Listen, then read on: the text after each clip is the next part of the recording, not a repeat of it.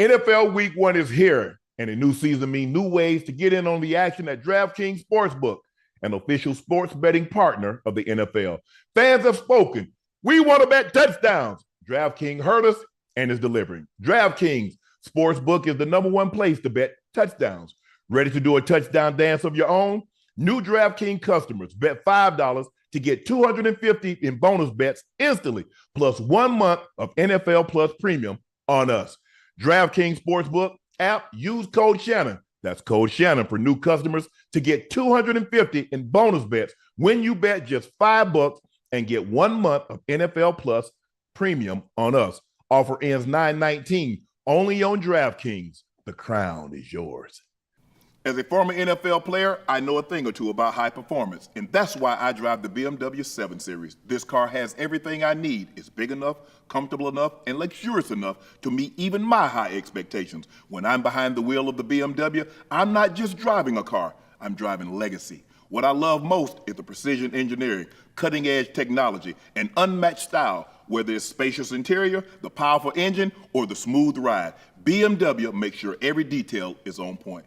I trust BMW to deliver the ultimate driving experience, and I know you will too. So why wait? Head over to BMWUSA.com. Check out models like the sporty X3, the all-electric i4.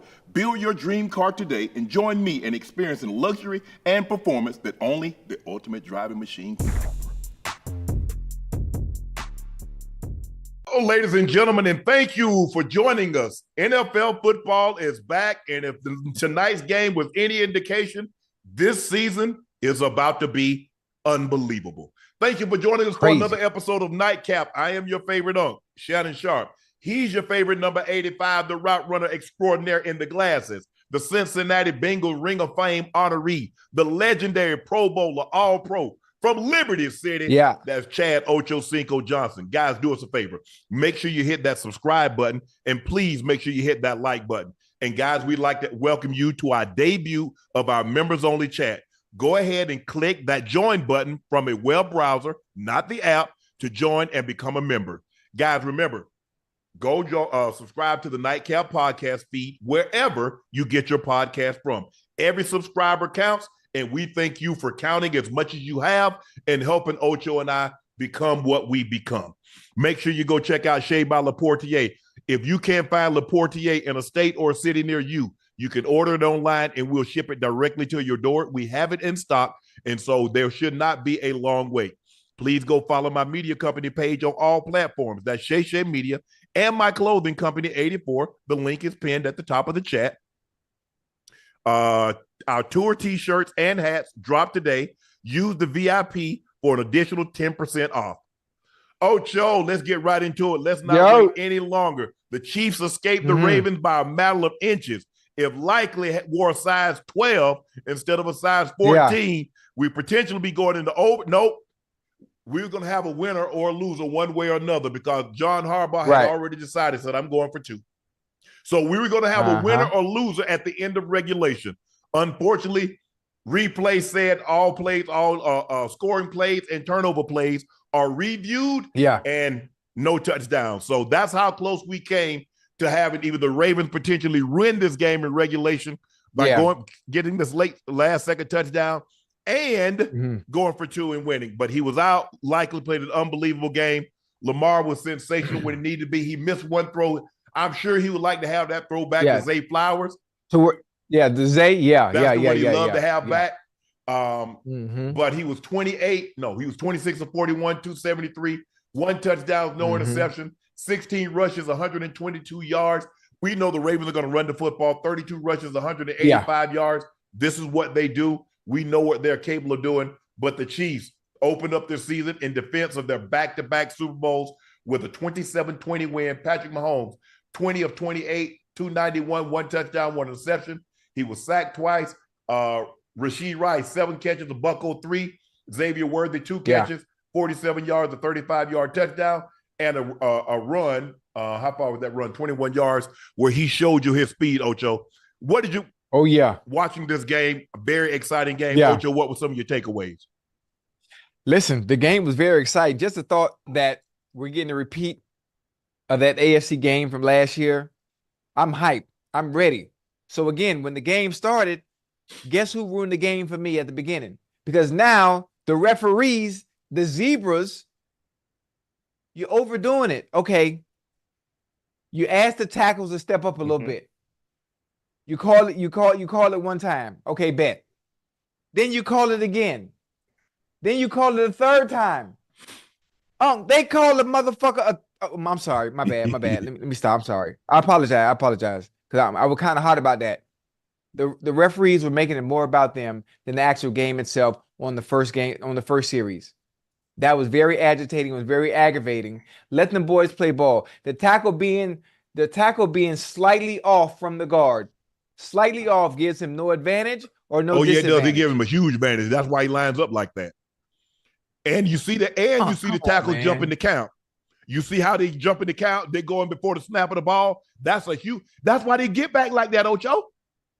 I don't really think it's what advantage is it? How can it be an advantage? Because I want to close. I want it farther away. I don't want you up on me. I don't want you one move. I want to be able to kick.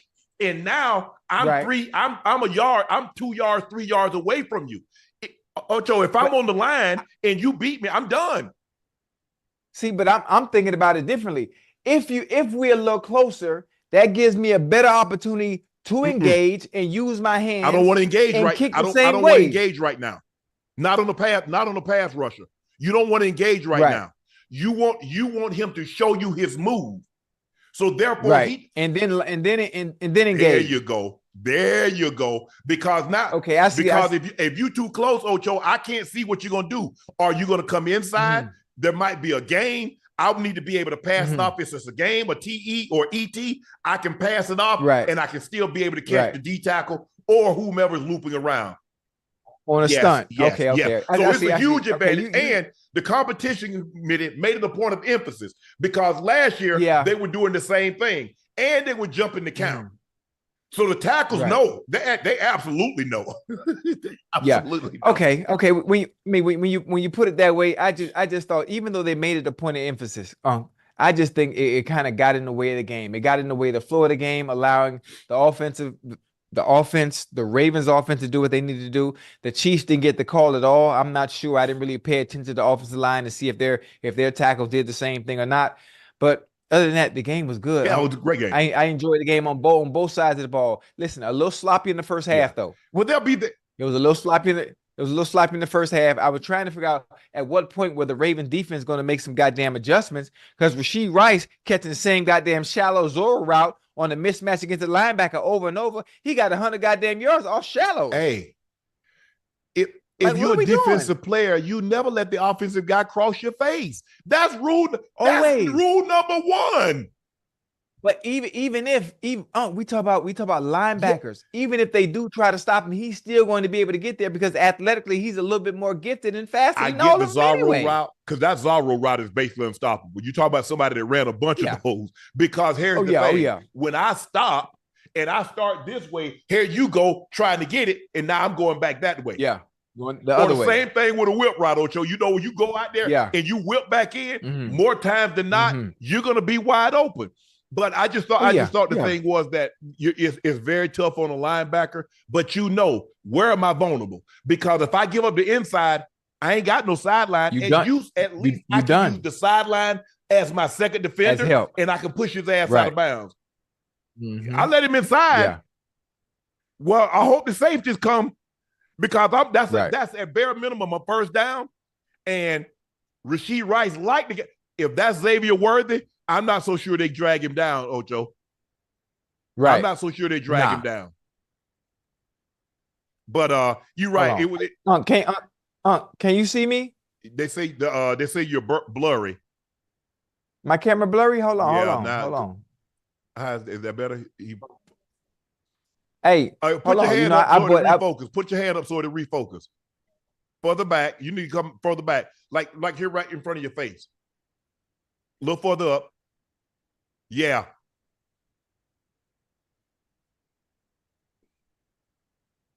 Still out of focus? He's still blurry? He's still out of focus? You know, I bought this camera from my homeboy in Opalaka. I can tell. It was $20. He got over on you. Well, sure, it was still in the box though. Mm-hmm. Hold on. We got to get this right before we finish because I got a lot to talk about. I'm happy than the motherfucker. Is it still blurry? It's getting better. I seem dark. Do I seem dark? It does, Joey. How come it don't look blurry to me? We're good, Ocho. We're good? Hey, shout out to my homeboy Joe Khan. Got me this $20 Sony A7 II and open locker for $20. Boy, I appreciate you, boy. We lied. But anyway, it was a good game tonight. I really enjoyed it. Chiefs offense looked good. Xavier Worthy. Mm-hmm. Xavier Worthy. Listen, a little miscommunication between the defense on the second touchdown from Worthy. You know, God damn, what's his was 44? Oh, Marlon Humphrey. 44 name. Marlon Humphrey thought he had safety help. Yeah. He thought he had safety help because he saw Pacheco come out the backfield and he stayed right in the flat. Safety, no communication. Damn Pacheco. Easy touchdown for goddamn Worthy. But one of the things I saw with Worthy when he got that goddamn reverse, he runs so smooth. He runs so smooth and he accelerates with no indication that he's moving faster than he is. I don't know, for some reason, the way he runs straight up, he runs tall. It reminds me of Marcus Allen. For some reason. I think it reminds me of Marcus Allen. He moving. I'm not saying Marcus Allen was that fast. No, hell no, Marcus wasn't that fast. The mannerisms, his gait, the way he run, his style of running, looked like Marcus Allen. Boy, that boy was moving. Oh, yeah, he can run. Well, obviously. That boy was moving. The thing is, Ocho, is that what you want to see when a guy's timed that fast, does he play that fast? And now you you have your answer. He plays fast. Yeah, he plays that fast. Yeah. We've seen guys that can time fast but don't play fast. We see guys that play fast that didn't time fast. Jerry was a prime example. When they put the pads on. Jerry Rice did not time fast. Emmitt Smith did not time fast. But he played fast. There's a reason why when you get 22,000 yards, you got 200 plus touchdowns, and you don't run 4.4, 4.3. Jerry clocked 4.68. Hold on. You remember what I ran at the combine? Yeah. You was a tick above me. But it's the thing. I play extremely fast. Yes. Much fast. Listen, the game of football, this is why I don't understand why so many people are always caught up in the 40-yard dash. He runs 4.2, he runs 4.3, he runs 4.4, he runs 4.5. It really doesn't matter because the game of football is not played in a straight line. Now, to have that weapon of having speed in your arsenal, that is a great thing. Toolbox. But once you're able to understand coverages, understand leverage, understand what you need to do to be able to get open within the timing of the offense that you're in, oh man, you good. Just if you do have speed to go along with that, that is awesome. You get Tyreek. But it's really not a necessity. You see Tyreek? Remember when Tyreek first got in? They would only use Tyreek as gadgets. They let him run punt back, kickoff back. Tyreek taught himself how to run routes. Oh, yeah. Now the guy's going to go to the Hall of Fame. It was a wrap. And Xavier, I'm not saying Xavier Worthy is going to be Tyreek Hill, but with that kind of speed, he already has something that everybody in the NFL is fearful of, and that's speed. Because I can't teach you that. Yeah. I can teach you how to run route. I can teach you how to drop your hips, Ocho. I can teach you. Right. I can teach you nuances to help get you open. Yeah. If you can run faster, you can't. I don't know they have to tell you. Hey, you know what? You know what's funny? I think maybe the casual fans do understand, or the fans that are in the chat, or the people that actually watch the game of football. You need to understand that the entirety of the NFL at the skill position, everybody is fast. Yeah, hell yeah. I want to do people understand that. Everybody is fast. And then you have Xavier Worthy. Then you have Cheetah. Then you have people like, who am I leaving out? Mostert. Huh? Who am I leaving out? That running back, Raheem Mostert. Yeah. Now, that's A-Chain. No disrespect to crackheads, but they crackhead fast. Like they used to say, say back in the day. Man, them boys moving, man. Yeah. It's good to see. Listen, I'm so excited. I can't even get my words out. I'm so happy football is back. I think everybody's happy football is back because we consume so much of it, and then You know, then they're like, oh man, they got a game on again. They got a game on again. And then when it's not, they're like, well, damn, when is football coming back? And this is why the insatiable appetite for football, the fans that the NFL tries to give you. They got a game tomorrow night, Ocho. They got I don't know if it's tomorrow night. Oh, I can't wait. In Brazil. I can't tomorrow night. Eagles and Packers. Eagles and Packers. And then you got the full slate of games Sunday. And then we back on back Monday. Wait. Don't skip. Don't skip Saturday. We got college football. But I'm saying the NFL, you know, NFL. Okay. We got the next 12, 13 weeks of college football, and we got the next, 6 months of NFL football. So we have a lot. We're gonna have a lot to discuss. We're gonna have a lot to talk about. There are gonna be some ups and downs, some ebbs and flows. I'm not concerned about the Ravens. I like what I saw. I'm surprised that they didn't run Derrick Henry a little bit more than what they ran him, but it's going to take them some time to get him into the floor thing. Hey, I would get out of it too, Unc. That goddamn Chris Jones, man. Goddamn. CJ. I would listen. He was very disruptive. Yeah.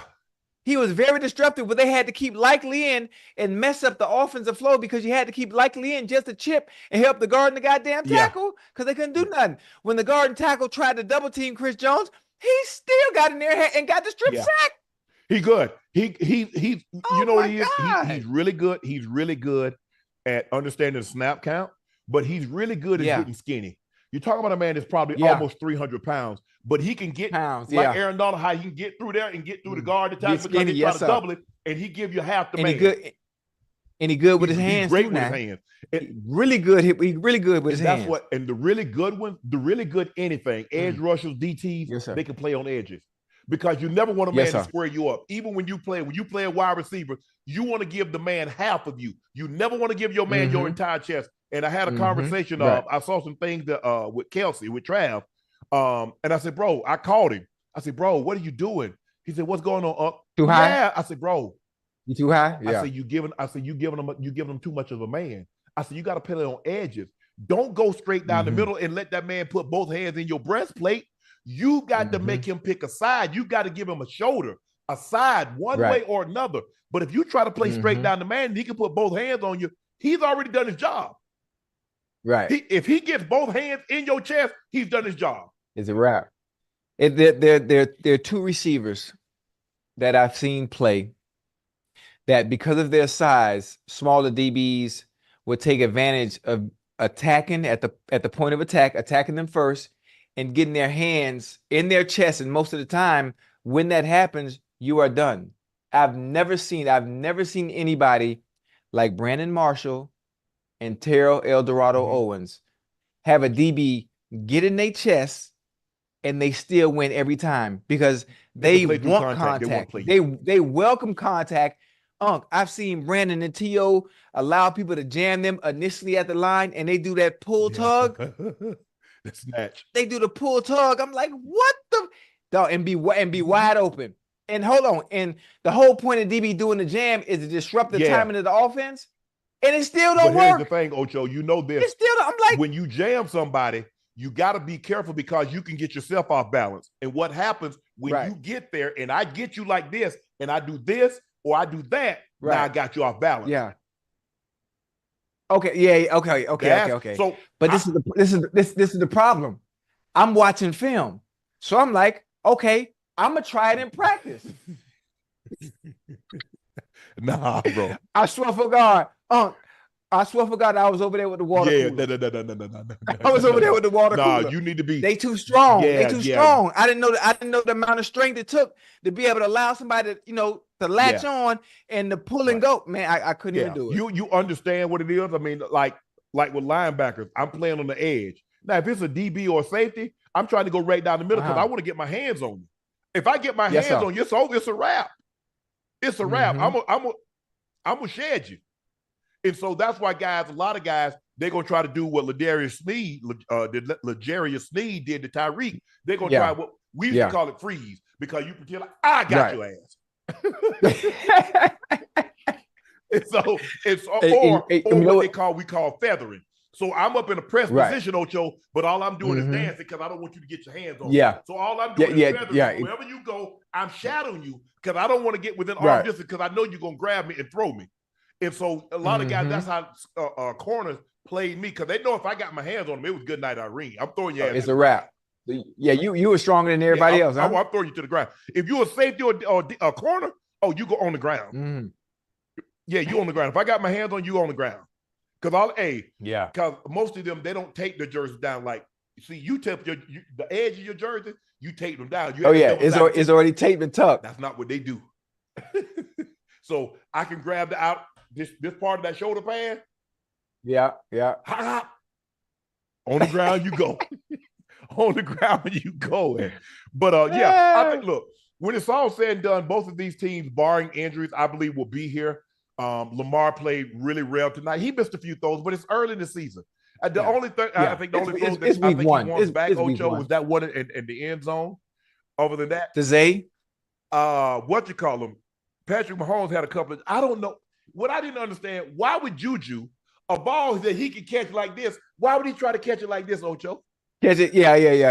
I think Juju, a good receiver, good receiver. No disrespect towards him, but people that are natural catchers of the ball always position their hands the right way based on which way they're going and which way their body is facing. That's how you can tell he's not a natural catcher of the ball like a Chris Carter or Larry Fitzgerald. Receivers like that just know how the hand placement is supposed to be, especially when there's a defender coming behind you that makes sure you ensure the catch. Because here's the thing, Ocho. When he did like this and caught it like this, he allowed the DB to come straight through the ball, as opposed to catch it like this. Now the DB got to come through you. Come through him. Exactly. Like I said, there are nuances, Ocho, that you can teach somebody, but if that guy already has that ability, right. It's already there. In you. You know, I always want the guy to play through me to get to the ball. I never want to give him a direct line to the football. And when I let the ball, he's going for the ball, Ocho. At that point in time, it's obvious because to get you on the ground, what good if I tackle you in the end zone and you got the ball? That's a touchdown. So now let me go through the ball. And the funny thing about it, if you think about it, you have more strength like this, absolutely, catching the ball like this, as opposed to you do trying to catch it like this, especially with somebody coming full speed behind you. So that, and there's a play where they brought a blitz. They brought corner blitz, Marlon Humphrey. And Mahomes rushed the throw. If he hits P. Ryan, he's gonna score a touchdown because the D tackle got him, man. Yeah, hold on. P. Ryan tripping now. Come on with the one hand now. Go ahead and put both hands out there. I know you talk about to the left side too.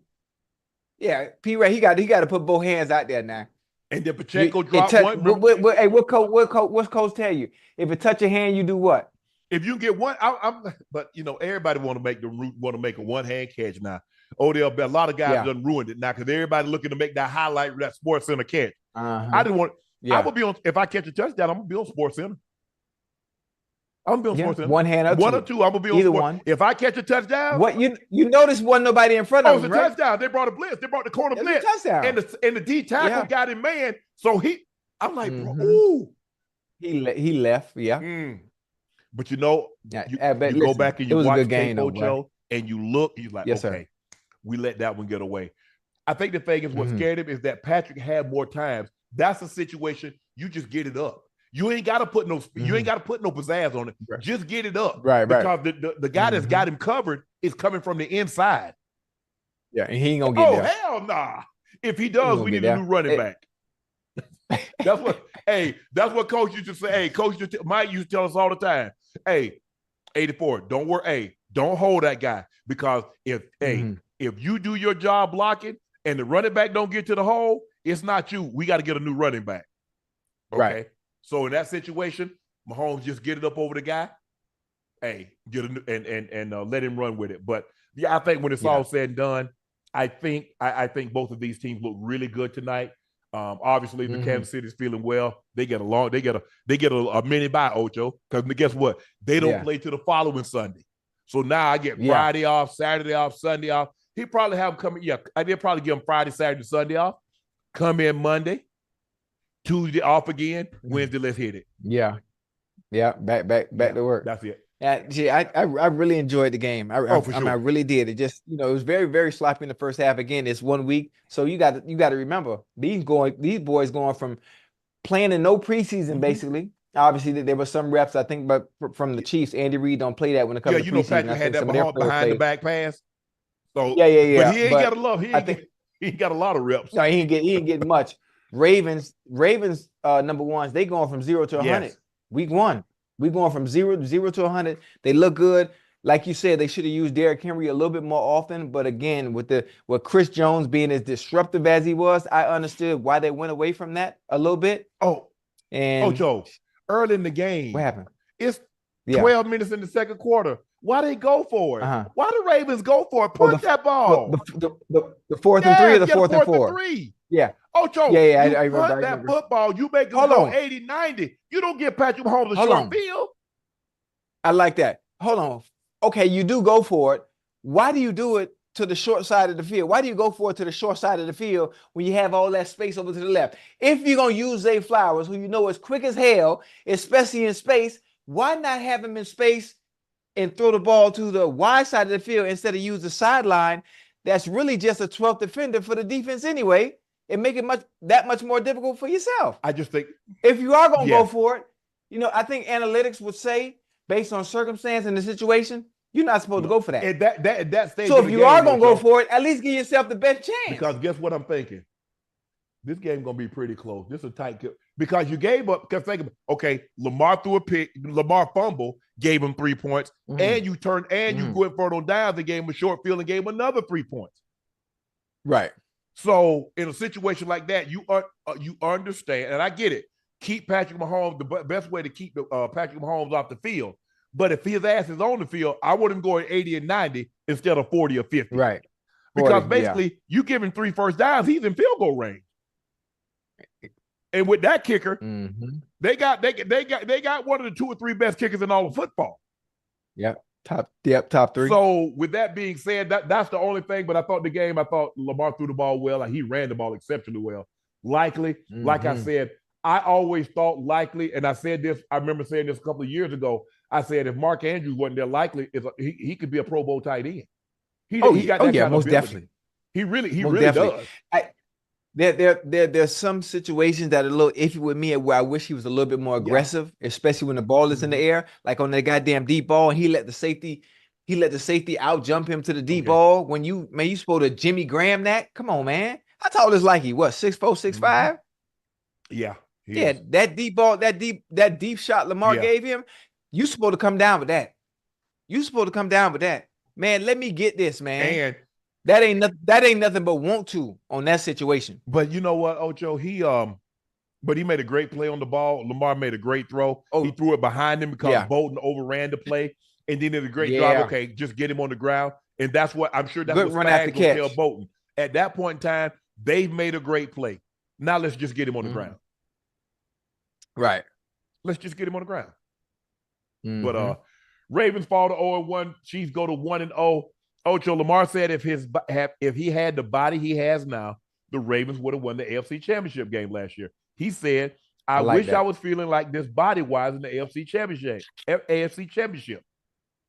We would have won the game. With me hurting, I know my legs were good. We would have won that ish. We wouldn't have even had to throw the ball. Did Lamar slimming down? Will that unlock his potential to go to the next level? I like it. I think him slimming down means he's moving a lot more elusive. He's a lot more. He's faster. The more weight you put on, the slower you become. I think Lamar is at his most dangerous at a lighter weight, similar to how he was at Louisville. Obviously, he's not that small. You have to have some type of muscle on you playing the quarterback position at the highest level. But I think he's right. Here's the thing, though, Lamar. What makes football so unique is that you've been going at this thing for 18, 19 weeks and everybody's beat up. And so now you have to bring your best package that particular day. And that's what makes football so unique. Because guess what? Everybody beat the hell up. Ain't nobody feeling like the healthiest you'll ever feel once the season is that the day you go to training camp. You will never feel that fresh again. Trust me. As a guy that went to 14 of them, the best I felt was the first day of training camp. After that, I felt good. Downhill from there, boy. It's downhill from there. Yeah, hell yeah. Training camp on. Hell yeah. But look, the thing is, and he took a shot, Ocho. He had an opportunity to go out of bounds. I know you the player I'm talking about. And I like that. no, You didn't like hell that? no. I liked it. Don't take that shot. No. That's Pompadour's finest, baby. That's Pompadour's finest. That's what I'm talking about. How you set the tone. Matter of fact, Derrick Henry sets the tone. About this. Lamar Jackson don't set the tone.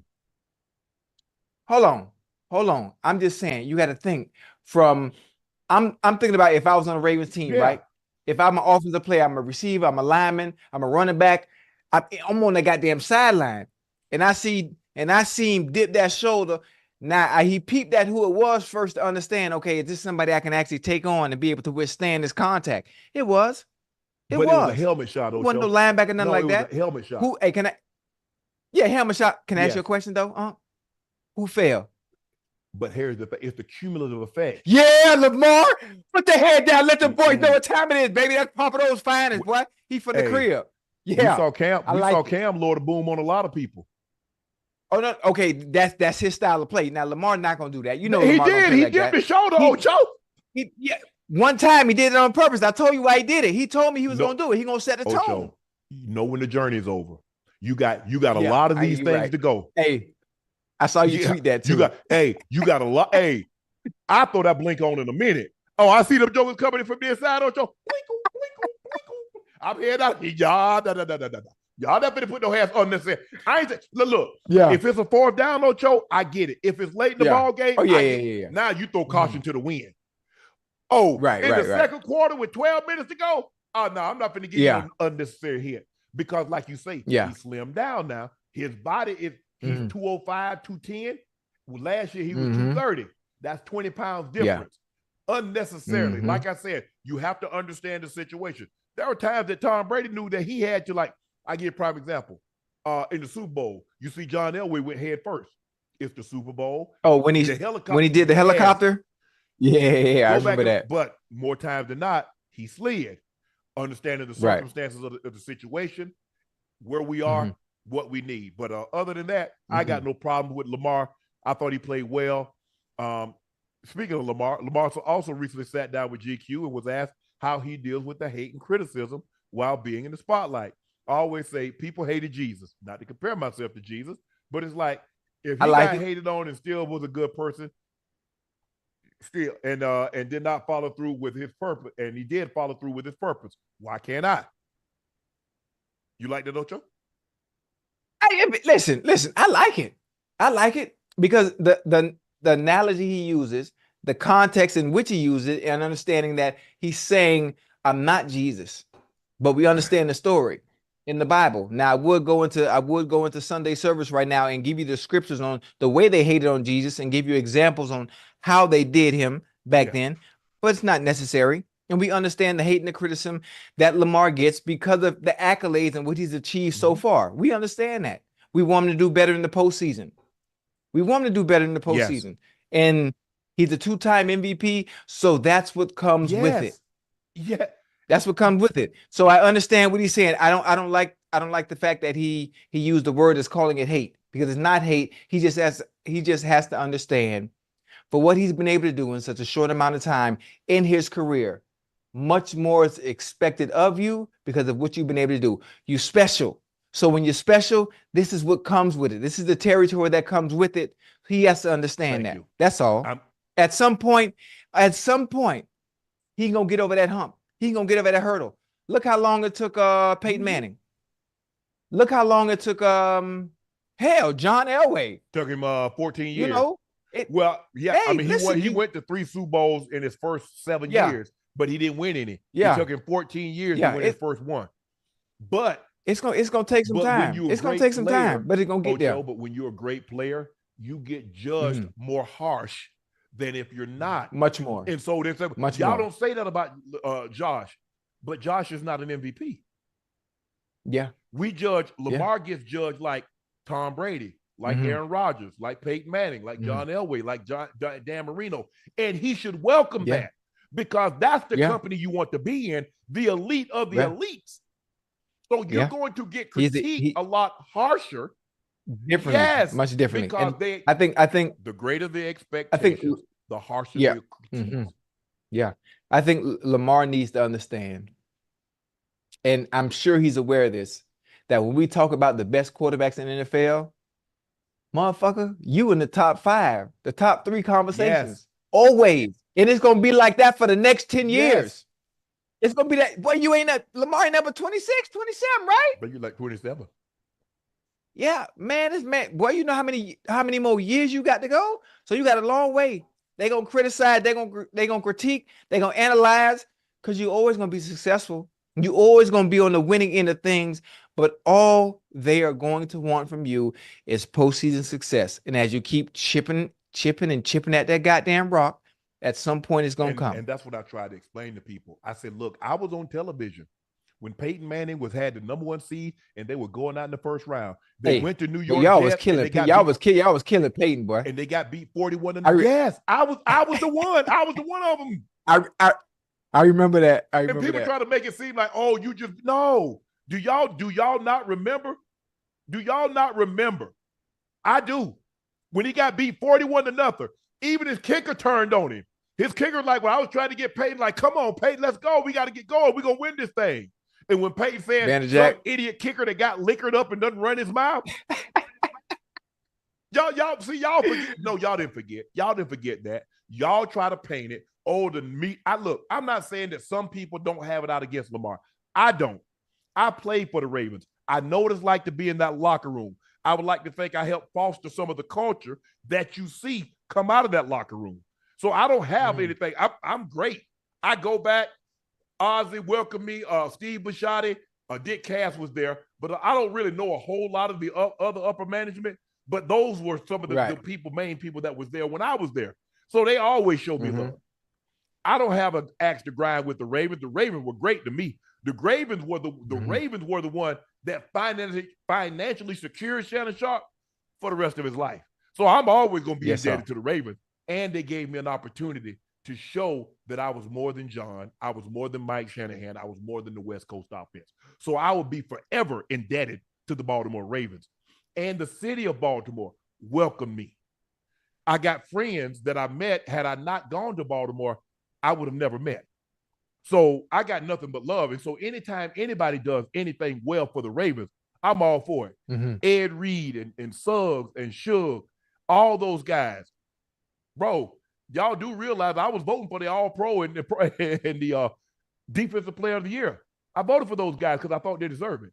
I got no axe to grind, but I got to call it like I see it. And if a guy plays well, I'm going to say I'm man enough to say he plays well. And if he doesn't, I got to be man enough to say, even though I played for that organization. Same thing with the Ravens. I mean, Denver. Y'all know what I think about Denver. Hell, my number's up. I got the Hall of Fame crest by my name. But when they don't play well, I got to be honest. Because at the end of the day, that's all I got. That's how I cut my teeth. Yeah, I used to they used to hate when I was like the Patriots. And I said Coach Belichick sent those guys out there and the way they did certain things, I didn't think it was right. I said if Coach Cowher had to come out there, Rex Ryan had to come out there, Tony Dungy had to come out there and speak after crushing losses, why Bill Belichick can't bring his ass out there? He gonna send somebody out there that don't nobody know. Oh, hell no. I say, you know what? Yeah. He makes it real easy for you to root against the Patriots because he does BS like this. So, but I think the Ravens are going to be just fine, Ocho. Check this out. Yeah. Chief fan known as Chiefsaholic, sent us to Chiefsaholic.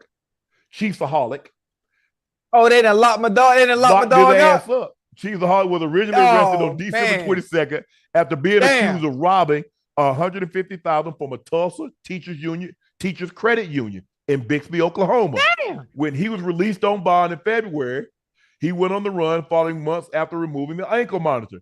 He was arrested in California July of 23 and charged with bank theft and transporting stolen property across state lines. Damn. So you gonna go out there and try to rob somebody in the mascot that you on the sidelines in every Sunday. Hold on. But I think, listen, this was a great story, fascinating story, because I like stuff like this. I would never do it, but I like hearing about people that are crazy enough to actually do it, especially with today's technology. So I want to know he didn't rob the banks in the actual costume that he wore to the games, I all don't right? think so. No, He didn't. Okay. Just the fact that he robbed multiple banks in general. He's a chief super fan. I mean, I think that's a fascinating documentary. Somebody needs to do. He's going for 17 years. Now, who's next in line as a #1 Chiefs fan? That's what I want to know. That's what I know. Where all the money go? he probably spent That's it. also what I want to know. Spent it on what? Normally, when people steal, they spend it. You notice when people embezzle things, they have like 5 cars. They buying jewelry. They going on trips. They doing things for their parents. Ain't nobody. So you mean to tell me you go rob a bank and you saving it for your retirement?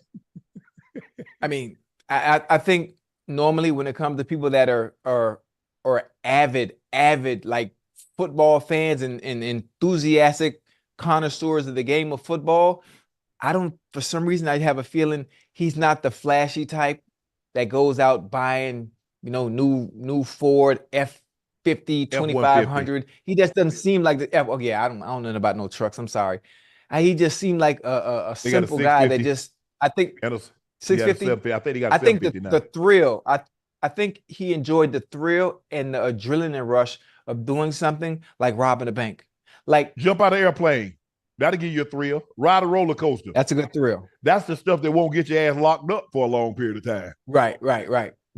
Like some people have a weird ick like that. Like stuff that you're not supposed to be doing. You try to do it anyway, and when you get away from it, when you get away with it once, it gives you such a high.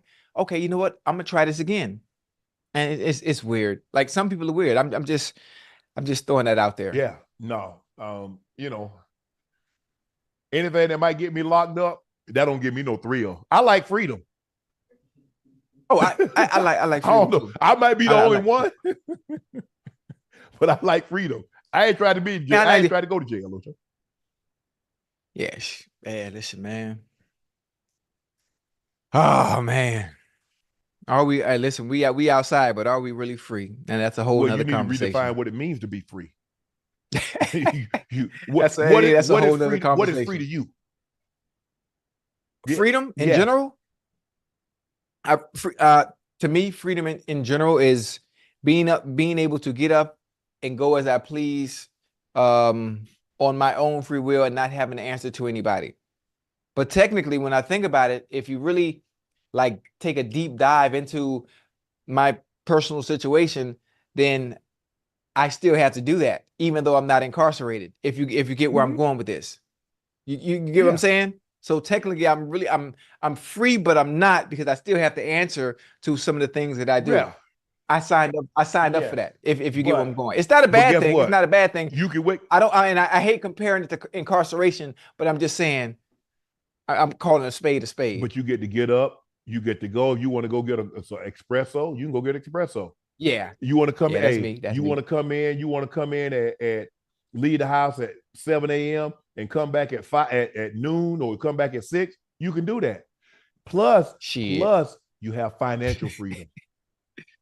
That's the number one freedom in a society in which we live in. Mm-hmm. That's what people strive for. That's what financial freedom, independence. Right. The need to not have to depend on someone else. It's because man, listen, people just and we know this. Somebody know that you need them, they feel they can treat you any kind of way. We've all been in relationships. Oh, they felt that they were the catch. They were the cat's meow. They were the bee's knees.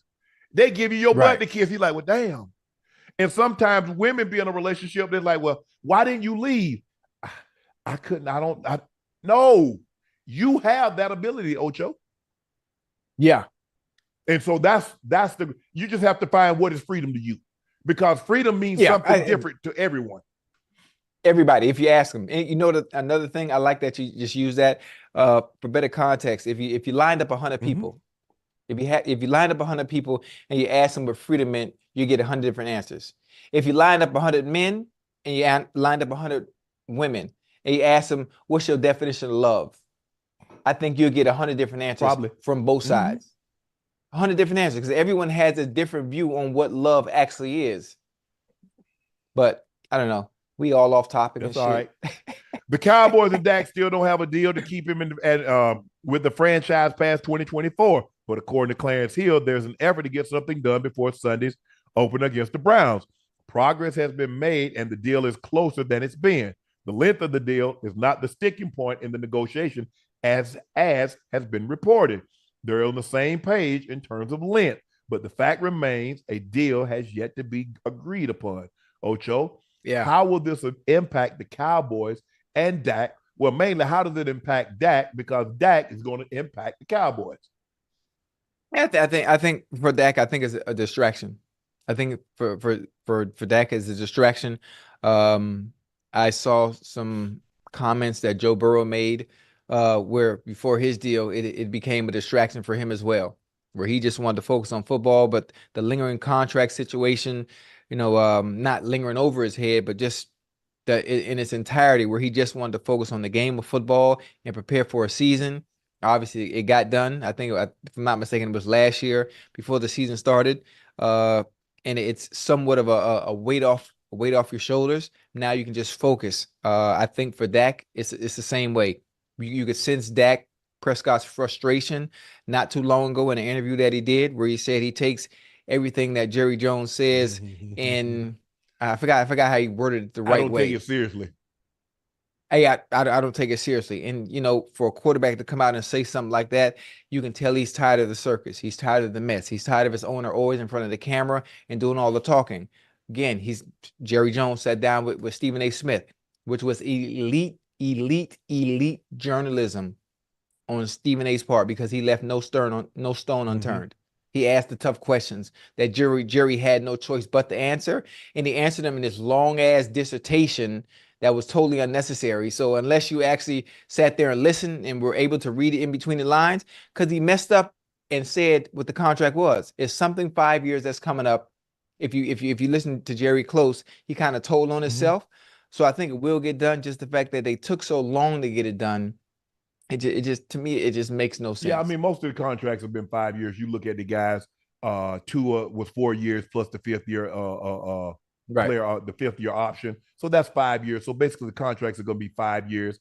Plus that'll take Dak somewhere. What's Dak, 20, 29, 30? So it'll take him somewhere around his mid-30s. And so, well, the thing is, if you ain't won nothing by your mid-30s, you done been there 13, 14 years, it's probably going to be time for you to move on anyway. Yeah, I mean, and that's what they would do. You know how owners, especially owners like Jerry, will probably do like what they did with Romo. But unless there's someone that you have sitting behind you that you feel is the next in line that can take that throne and be the next face of the Cowboys franchise at the quarterback position, Dak won't be going anywhere, especially if at some point they find the success that we've all been waiting for since the 90s. Hey, honestly, can I say something? Honestly, if I was Dak, and understanding what I know I can get when I hit the open market, understanding that I've already made close to 160 million so far, I would play this contract out. Understanding I have the leverage. What happens? You get hurt. You tear your knee. He's not going to tear his knee. It's the quarterback. Kirk Cousins got it, but Kirk wanted the deal. But once they told him what was going to happen, he's like, "Nah, I want to go on." And plus, you have to understand, everybody don't get treated the same now, Ocho. You keep thinking everybody get treated the same. What you mean by that? Everybody don't get treated the same. Chat, y'all know what I'm talking about. Oh, okay. I see. Okay. But you have to understand the need and the want for people at the quarterback position is in dire need. Many teams still are in limbo. Many teams are waiting. They've tried through the draft and failed. Ocho. They tried through trades. They failed. If that's the case, Jamar Chase should just sold out there. Knowing what he can get on the open market. Man, come on. That's apples and oranges. That's two completely totally different situations. You never turn down life-changing money if you can get it today for maybe more money tomorrow. Hold on. Slow down now. Slow down. We talk about life-changing money for a man that's already made 160 million. How much money you think, Jerry? How He's much money already you think? he's already made How 160 much you million. think Jerry Jones has made? He bought the team for Oh, 150. It's now valued at 10 billion. Jerry Jones wasn't a billionaire. Now he's valued at like 14 billion. yes, sir. You see? I'm just saying, I'm all the bullshit Dak has to deal with. That's all I'm saying. It's turmoil. It's turmoil. It's a circus. No disrespect. He's playing for a salesman. That's okay. Probably the greatest salesman And of all time. and guess what? I'm selling too. I'm pretending like I like to be here. Now give me 300 million. we both selling some bull jive. Yeah, man. Listen, I love Dallas. I love the Cowboys fans. They dope. I love the Cowboys players. I love fucking Dez fucking Bryant. I love everything about them. And just I wish a certain individual would take a back seat and let someone else. He's not. That's wishful. Let That's somebody else wishful do it. thinking on your part, but it's not going to happen, Ocho. Damn, man. You know what? I love CD. I love CD Lamb, and I don't even eat lamb, but I love CD Lamb. I love Dak. You don't like lamb chop? I love Zeke. So come on. Let me take it. Here we go again. So you eat lamb? Yeah, I eat lamb chops. You don't eat lamb chops? Why would I eat lamb? What man? you mean? Why would you? It's protein. It's meat. What? The same reason. Why would I eat lamb? Reason you eat turkey, you eat chicken, you eat fish, you eat cow, you eat pig. The same reason why. Listen, Mary had a little lamb whose fleece was white as snow. My name is Ocho. And everywhere where Mary went, the lamb was sure to go. But right. when Mary went one day and I found it, the lamb wasn't with her, I got it.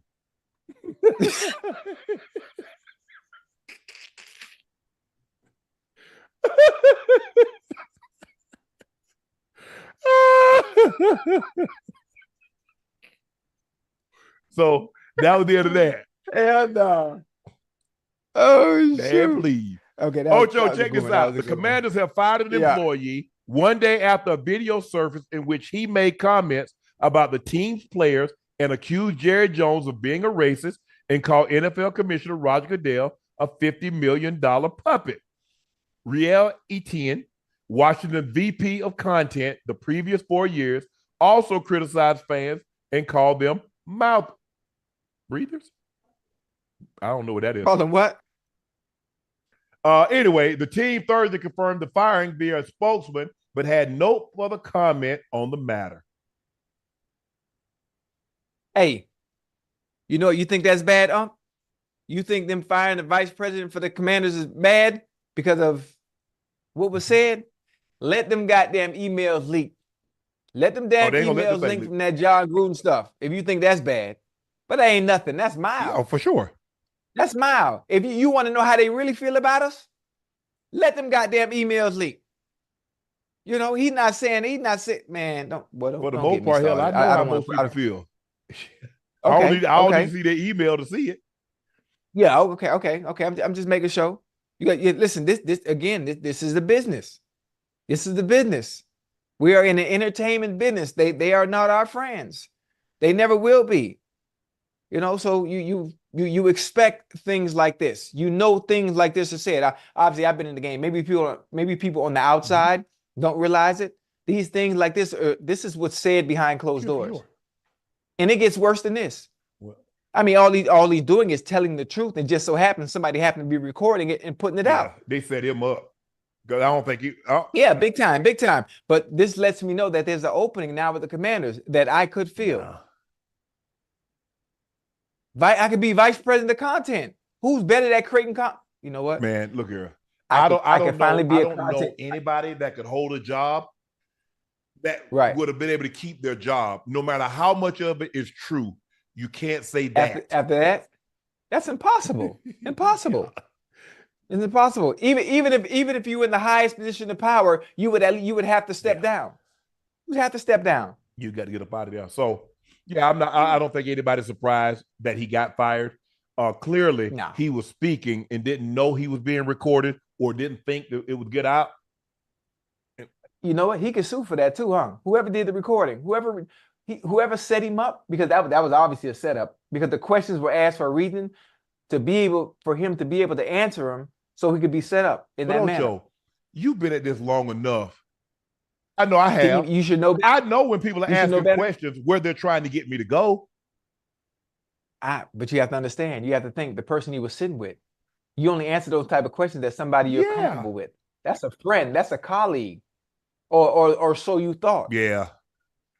That's how they get to you. They always use somebody close to you. They wait to you. They work their way into your life, act like they're your friend, love on you, get what they need. Sound familiar, huh? Like relationships. Huh? Come on now. It's what they do to you. Now in the beginning, it's always love. Until it's time to exit stage left, then you see it, boy. Don't get me started. Well, you know look, there are people out there like that, Ocho. They just start. Yeah, most definitely. Most definitely. And it's hard because you trust people and you don't want to be cynical and you don't want to be skeptical of everybody that comes into your life. But they always, why are you so guarded? Huh? For a reason. For a reason. Past trauma, past experiences. So in other words, ulterior is it ulterior motives? Yeah. Ulterior motives. Come on now. Name the person that got attacked by a dog that all of a sudden they're like, man, why are you afraid of dog? Well, he one bit me and almost snatched my arm off and got me 100 stitches in my face. What you mean, why? Come on now. There are situations that I've been in, that I've been placed in, and I'm not saying it's you, but I don't know that dog from anybody else. So until I'm comfortable, I'm going to be on guard. Highly suspicious. What, you ain't going to be, well, I won't meet nobody. Because here's the thing, Ocho, at this position that I'm in now, I can't fall and get back up. If I was 20, hold on. You can't fall and get back up. Boy, you might well put me 6 feet under that fuck up again. You hear me? But you laughing? Yeah. No, sir. No, sir. But that's I like it for. Oh man, that's a great topic, man. Past experiences, trauma. Oh my goodness. But eventually, look, and you just gotta be careful, Ocho. There's some devils out there. But here's the thing. My grandpa used to say all the time, boy, if you give enough devil a ride, eventually he gonna drive. Yeah, most definitely. You give enough devil rides, Ocho, and I guarantee you sooner or later one of them gonna start driving. And then what? Can't turn back. That's it. Bill Belichick has officially joined Instaface. Instagram. During the appearance on Pat McAfee show, Coach Belichick revealed he has officially joined Instaface. Pat, I really can't believe I'm doing this, but I joined Instaface, Coach Belichick said. Brady welcomed his former coach, posting a video saying, all right, guys, party's over. Bill's here. It was a good run, but we've got to shut it down. Welcome, Coach. Yeah, he definitely the last before I thought was going to be on Instaface. Yeah, most definitely. I think I like it. We get to see, well, obviously I've seen it already. The rest of the world gets to see a different side of Bill Belichick that only the players got to saw. He has a side, he has a fun side, he has a personality side. Yeah, he it's the same thing with Tom Brady. If people notice, if you paid attention, once Tom got out of New England and got to Tampa, you saw the content creator Tom Brady. You saw the personality of Tom Brady. You got to see a different side, and he's been able to open up and be himself a little bit more as opposed to when he was there. Now that Bill is gone, now Bill is letting himself open up a little bit more to the era that we're in now, the social media era that you just wouldn't think Bill would ever do. Ever do, especially if he was coaching. Belichick got with them old young ones, so you know what I'm saying? They be on that gram. He do? What you mean he do? Man, you know Coach Belichick got him one of them old young ones. I didn't know that, man. Last thing I remember he was with Miss Linda.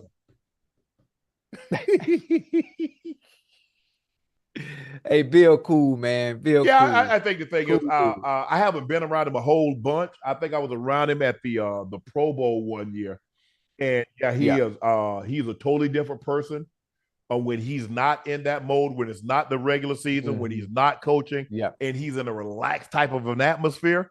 He's gonna be at the bar. Hmm. He'll have some drinks with you, and he'll open up. Yeah. Peyton is the same way. Peyton gave you little glimpses, but Peyton is, oh man, you talk about like down. I mean, that's why he was always voted the most guy you want to have a beer with, Oh, because yeah. he go get to the bar, he gonna have a beer, and he gonna talk, and he's a great guy. I haven't spent a Hmm. whole lot of time around Tom, but everything that I've heard about him and a little bit dealings that I've had, he's always great. He's always been great. Yeah. But those guys have to be guarded. I mean, they don't let their guard down around a whole lot of No. people. Now, if they let their guard, Mm-mm. they really trust you. You get one of those guys and they like comfortable enough to let their guard down, Hmm. they Yeah. they they F with you hard. And the funny thing about it, the people that they let their guards down are people who've been around since day one. It's Mhm. this most of the time it's their day one, their circle, their friends, people that they've known for eons of years. And that's the safest place, especially for where they are in life. So Coach Belichick is now on Instagram. Y'all go follow Bill, man. The Bengals have reportedly banned reporters from filming players crossing the street to the practice facility. This comes after fans were making fun of the team online yesterday. Ocho, did you see this? Why are professional athletes having to cross the street to get to practice? I mean, why are professional athletes having to ride bicycles to get to practice and training camp in Green Bay? I mean, what are we talking about I here? mean, most of the time, Ocho, people don't have to cross the street. You just go this, It's not that far of a walk. It ain't I that mean, bad. normally I people took just it. I walk took out it. in I the took I field and took the practice field is right there. I mean, it's in the practice field is still right there. No, It's it not ain't. that far. No, it ain't, Ocho. Y'all right up under the bridge. You can go over the overpass. Uh, Hey, people in Cincinnati, y'all want to watch the Bengals practice? Drive right over that, park your car, and look right over the Unc, overpass. And there they go. it's not that bad. The walk I is not just that asked you a bad. And question. Could they listen, do that? Yes or no? what you mean? Because they do The what? fans, could they park their car on the highway, the overpass, and watch you guys practice? It's a yes or no. Yeah, they used to come watch me all the time because I was That's entertaining. not that's not normal. No other team can you Yeah, do it that. is. Well, we have a bubble too now. That's when it's cold outside. Y'all practice the majority of the time outside. Well, what's wrong with that? You still can't stop us. You can watch all you want. You still ain't gonna Man, stop us y'all on was Sunday. terrible for like 100 years, Ocho. Who? The Bengals. We talk about now. You can go up there and watch. You can film practice Oh, all you want. You still not gonna I stop bet you T. they don't let nobody Hey, film listen. practice. Even if you do, you're still not gonna stop our players. You're not gonna stop T. Higgins. You're Yes, not you gonna can. stop Jermaine Burton. You ain't gonna stop Joe Burrow. I mean, what you If that talking was the about? case, why they stop filming? Why they don't let y'all film no more from the situation like Coach Belichick and them did used to do Spygate? Why they stop that? I don't know. You do know. Oh, I don't There, know. But you can spy on me. I'm still route your ass up. there's a reason why they huddle. There's a reason why it doesn't matter, Ocho. There's a reason why. Right. I mean, yeah, listen, it matters. It matters to some. To some, that's gonna get it out the mud no matter what, whether you know it or not. You finna get this work. I'm telling you what I'm getting ready to do, and I'm gonna go out there and do it anyway. Now, that's how I think. Yeah. Now, unfortunately, to the masses and those that it matters much more to, they want an advantage as much as possible in not knowing what's going to happen. Mm. I felt good. Y'all was, I felt good yeah, getting that off my y'all was. chest. I mean, back in the day, you're like y'all was bad. Like, okay, I'm gonna send you to Cincinnati, or I'm gonna send you to New England. I'm gonna send you to Indy. Hey, Like, oh man, damn. listen, wouldn't nobody have a problem coming to Cincinnati I'm right just now? telling what I play. I ain't playing right now, Ocho. I'm just telling what they used to say, Ocho. Oh, you talk about back then? Or you talk about the Yeah. past? Oh well, I mean that's long gone. It's listen, Mike Brown, the Blackburns, the family, Duke Tobin, they have turned the culture in that city around. That franchise, they turned it around. Who? And it all started with one quarterback. It's amazing what a quarterback Yeah, can for do for sure. you. His name is Joe. His name is Joe Blonde Well, you Burrow. see what you call him? Peyton. They got a new stadium in Indy. Peyton Manning. We see what Tom Brady. He quadrupled the value of the Oh Patriots. yeah. You see what Kansas City Oh did yeah. with my homeboy? Yeah. Oh yeah. Hey man, listen, boy. Yeah. You damn right. You damn right. A quarterback can change your fortune. Just like a great. Yeah. You see what LeBron did in Cleveland. You see what Steph did. Yeah. Steph did in the Bay. In the Bay. Yeah. Yeah, Yeah. absolutely. It's crazy, Absolutely. man. Shoot. See what Ocho did in Cincinnati? My bad. My bad.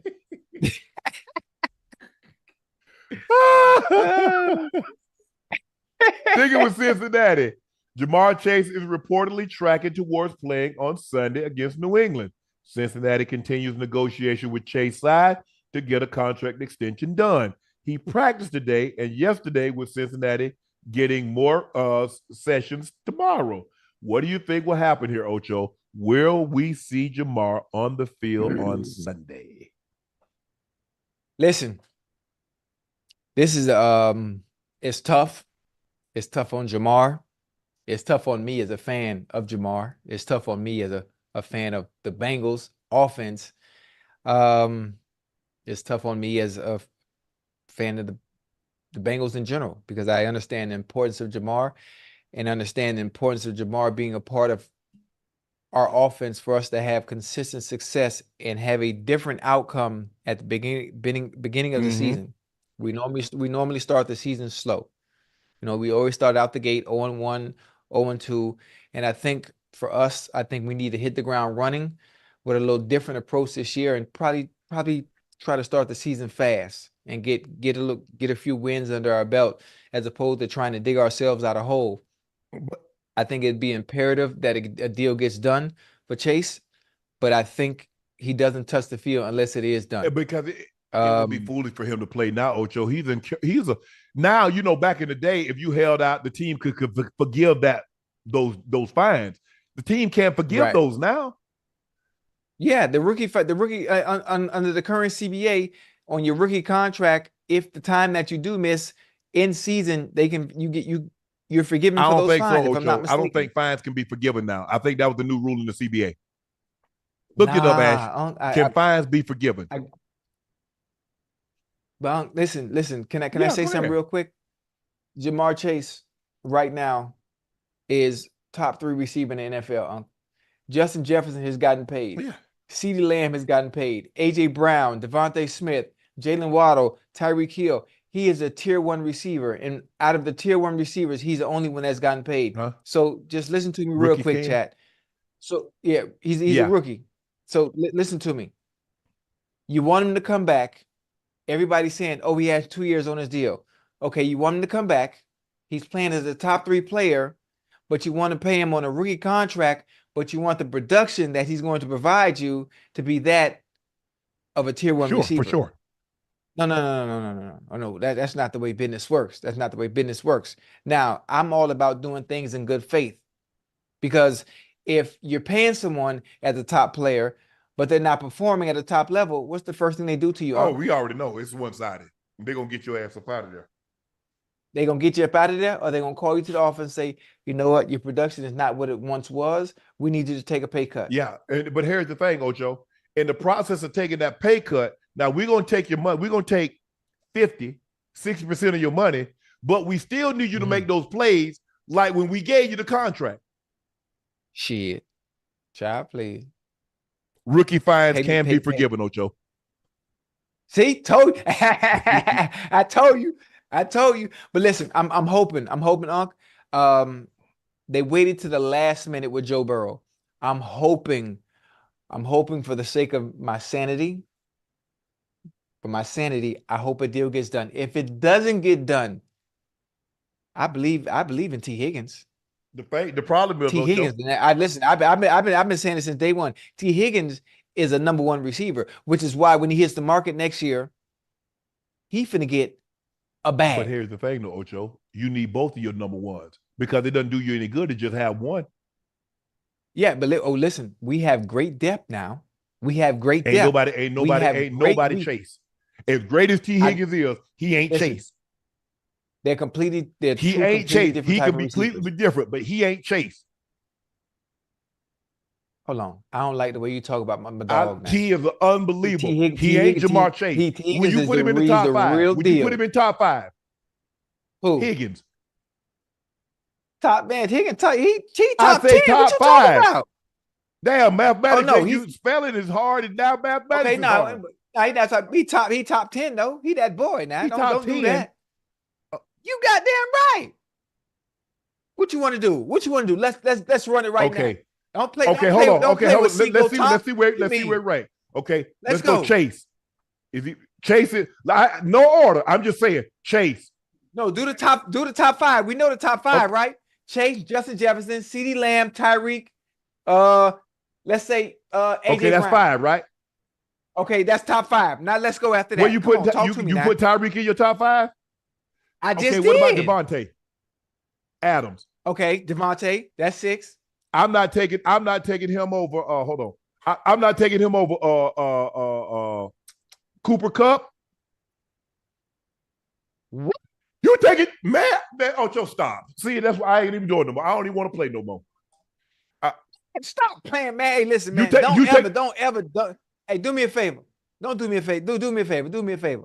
Man, don't ever disrespect T. Higgins. You saying T. Higgins better than Cooper Kupp? Hey, listen. Hey, like we've been friends for 37 years. I don't want that friendship to end by you talking about T. Higgins. I didn't say T. Higgins bad, but he ain't better than Cooper Kupp. Okay. They two completely different type of receivers. Ocho, all the guys are different type of receiver. Right. So we don't get to use that different type of receiver. Does he play the receiver position? Yes or no? Yeah, he's good at it too, boy. Okay, you say Tyreek. Cooper Kupp, nice though. Chase, Jefferson, CD, AJ, Devontae, St. Brown. I got Cooper. Hey, Amon Rob, he nice too, boy. So what you got nice. Higgins or you got Diggs? Nice. I just want to hear you say it because you say Diggs was your guy. You say Diggs, that boy. Yeah. Diggs. That's my dog there. Hey, matter of fact, hey, Stefan. I know Stefan gonna see this.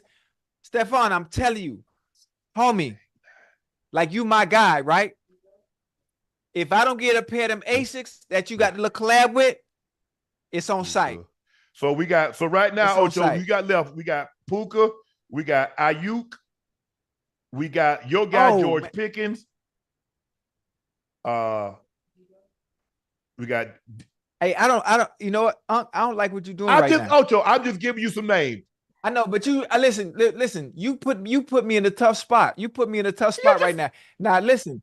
I'm telling you, T. Higgins is top 10, and you're gonna understand that during this season.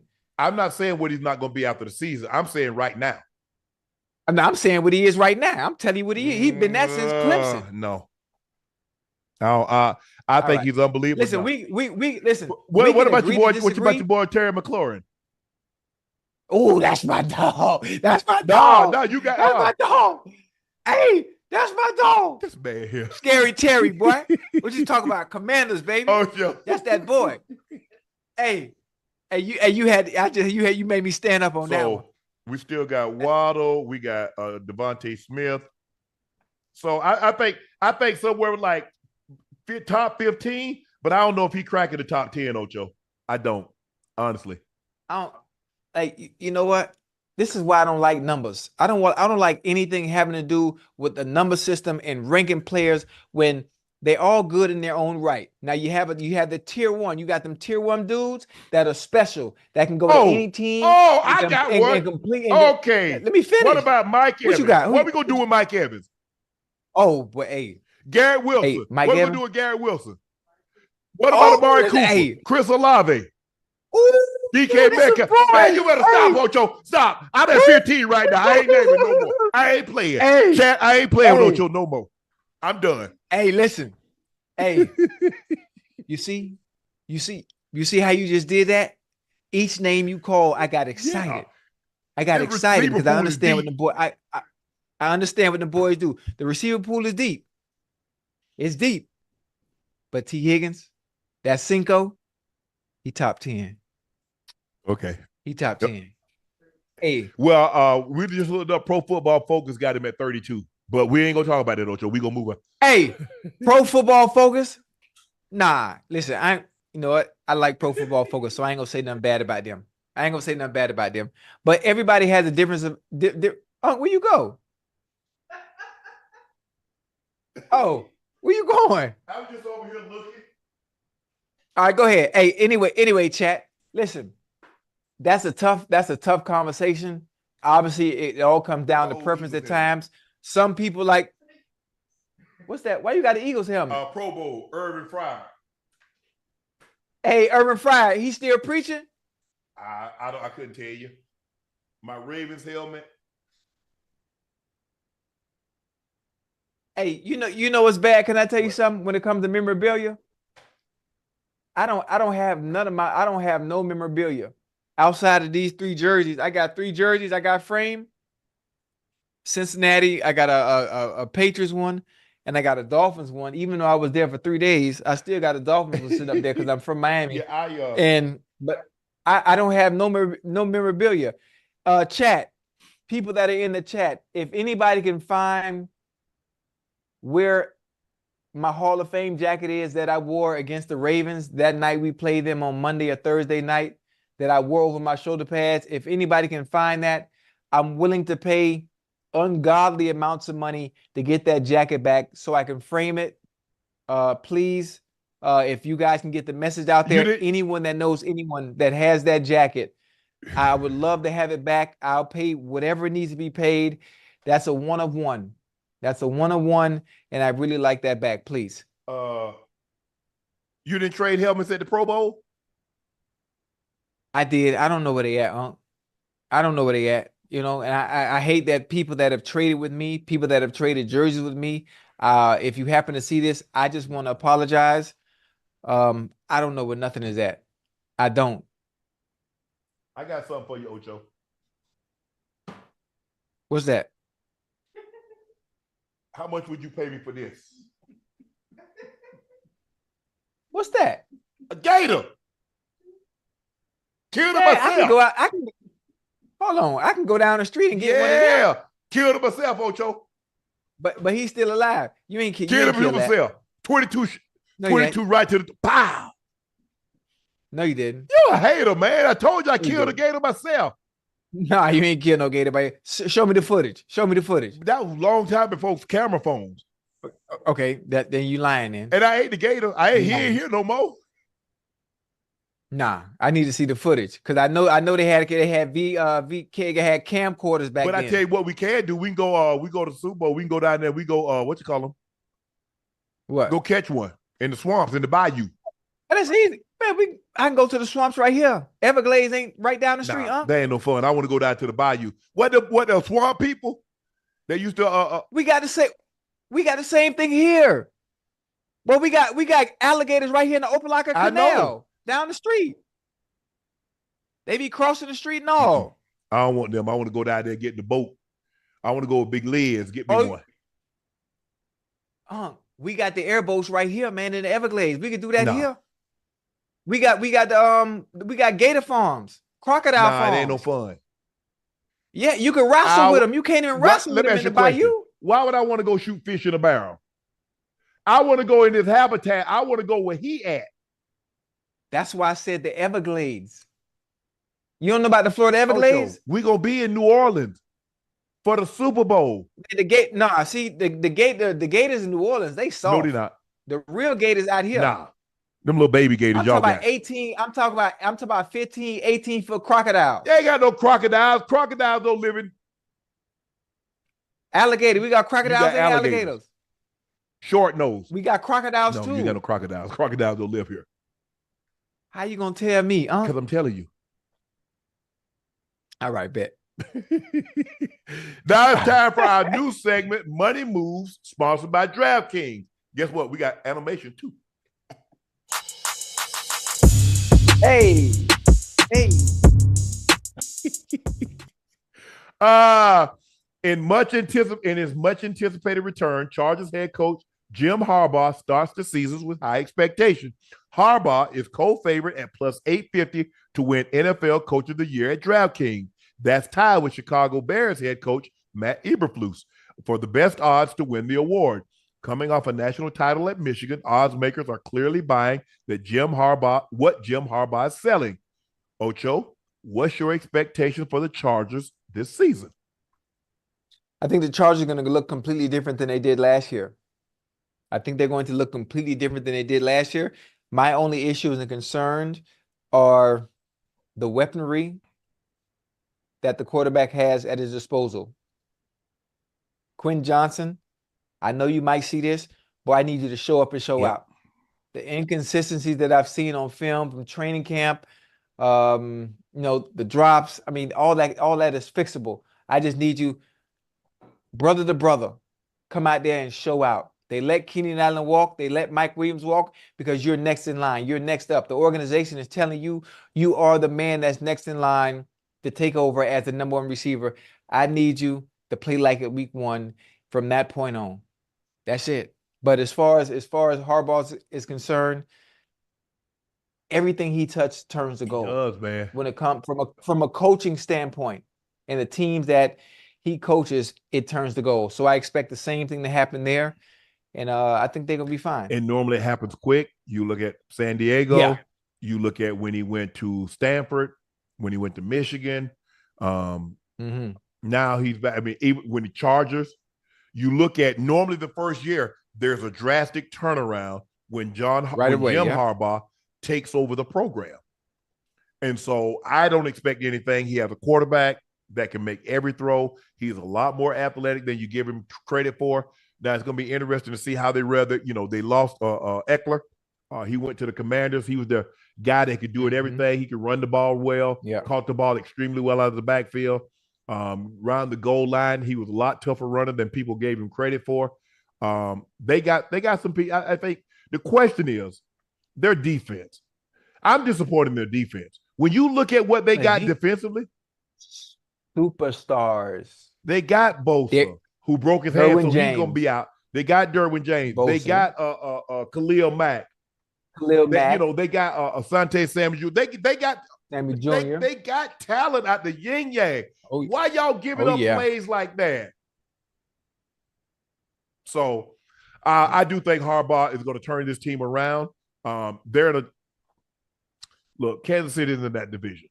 We know right now, starting off as favorite, they're the favorite to win the division again for the sixth, seventh time. I mean, maybe eighth time they won it. I think they won it the last 2 years with Alex Smith, and they won it every year since Patrick Mahomes has been their starting quarterback. So, but I think the expectations. What do you think? 9-7, 10? No, excuse me, 10-7, 9-8. What do you think the record could be? I like 10-7 more. I'll go north in the direction of 10-7, simply because they have a quarterback.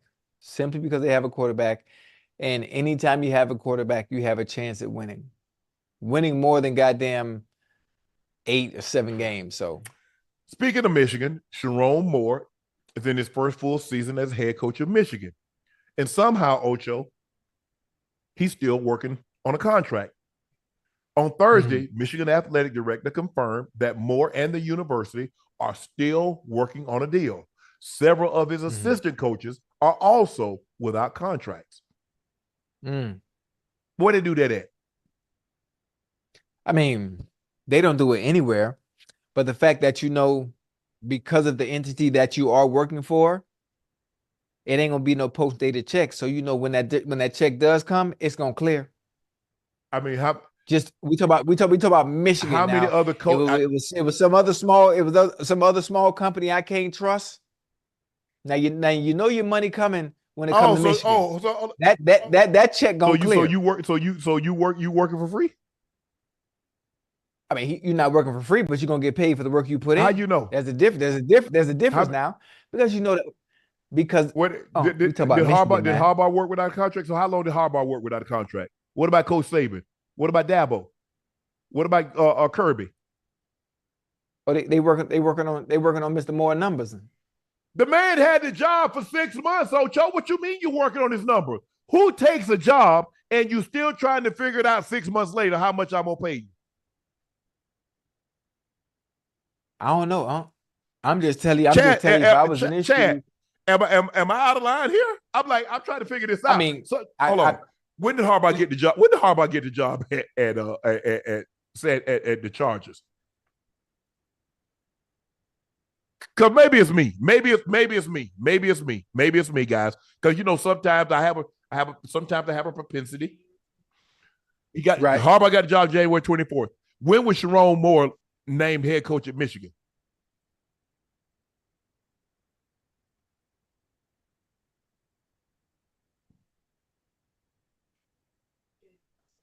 He was named head coach January 26th. So February, March, April, May, June, July, August. Here we are, September. So we've had 8 months. Okay. You know who else doesn't have a contract that is deserving for the work he's put in and going to put in? Who? Jamar Chase. Jamar Chase has a contract, Ocho. He got 2 years left on the contract he signed. That's not comparable. It's not enough. It's not enough. No, Ocho, but you said he doesn't have a contract. He actually does have a contract. He has 2 years left on the contract that he signed on his rookie deal. Sherrone Moore does not have a contract at all, period. No contract. Okay. They're trying to work out terms. They're trying to come to an agreement. So the man was an intern. Right. How many games did Harbaugh miss? 3, 4? So he missed 3 games. So you saw him intern. He kept the ship afloat. Yeah. He was your OC. Called the national championship game. You won that game. You name him head coach on January the 26th. And you didn't work out a deal in February, March, April, May, June, July, August. And here we are in September. They would do that. Yeah. Know what? They've never done that. Right. You think something else is going on that we don't know about? I don't know what's going on, but I just know I know other coaches don't have to go through that. Right. Okay. I don't want to make any speculations. Maybe it's me. Maybe it's me. Maybe I normally. Hey, who's the you know who the athletic director is at Michigan? Because we could always send him a little message. I just thought someone starts a job, you have the agreement. Right. Okay, here's the thing. Hey. Oh, it's already in place. Who takes a job and like, okay, here we are. I mean, whoa. This ain't just any job now. So let's try this. Put yourself in Mr. Moore's shoes. Yeah. If you were in his shoes, are you not taking the Michigan job because a contract has not been fulfilled? Ocho, the contract is worked out before you take the job. That's why you take it. Okay, but this one hasn't been worked out. Are you going to say, no, I don't want to coach for Michigan because the contract hasn't been worked out? I just want to see. Ocho, do you? I'm just asking. Do you? Are you not going to take the job because the contract hasn't done? The contract would have been done. First of all, the contract is going to be done before you take the job. Who takes the job with no contract, Ocho? So you saying you wouldn't take it? Ocho, the contract would have been done before you signed. If I'm hypothetically speaking, if you were in his shoes with the opportunity that is presenting itself to coach the Michigan Wolverines and it wasn't in place, would you take it or not? My agent would never let me take a job in which the contract wasn't done. Ocho. Okay. That'll be like you said, you know what? I'm gonna get married with no prenup worked out. We're gonna work on that at a later date and time. You doing that?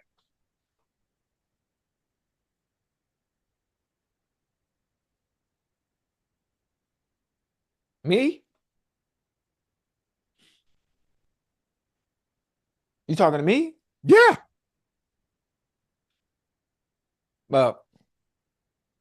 But see, my situation when it comes to that, for better context. Rail says, okay, prenup. Ocho, we gonna get mad. We gonna work out the contract. We gonna work out the prenup. You like, okay, Rail, we can work out the prenup at a later date and time. Whatever we gonna do, we gonna work out that at a later date and time.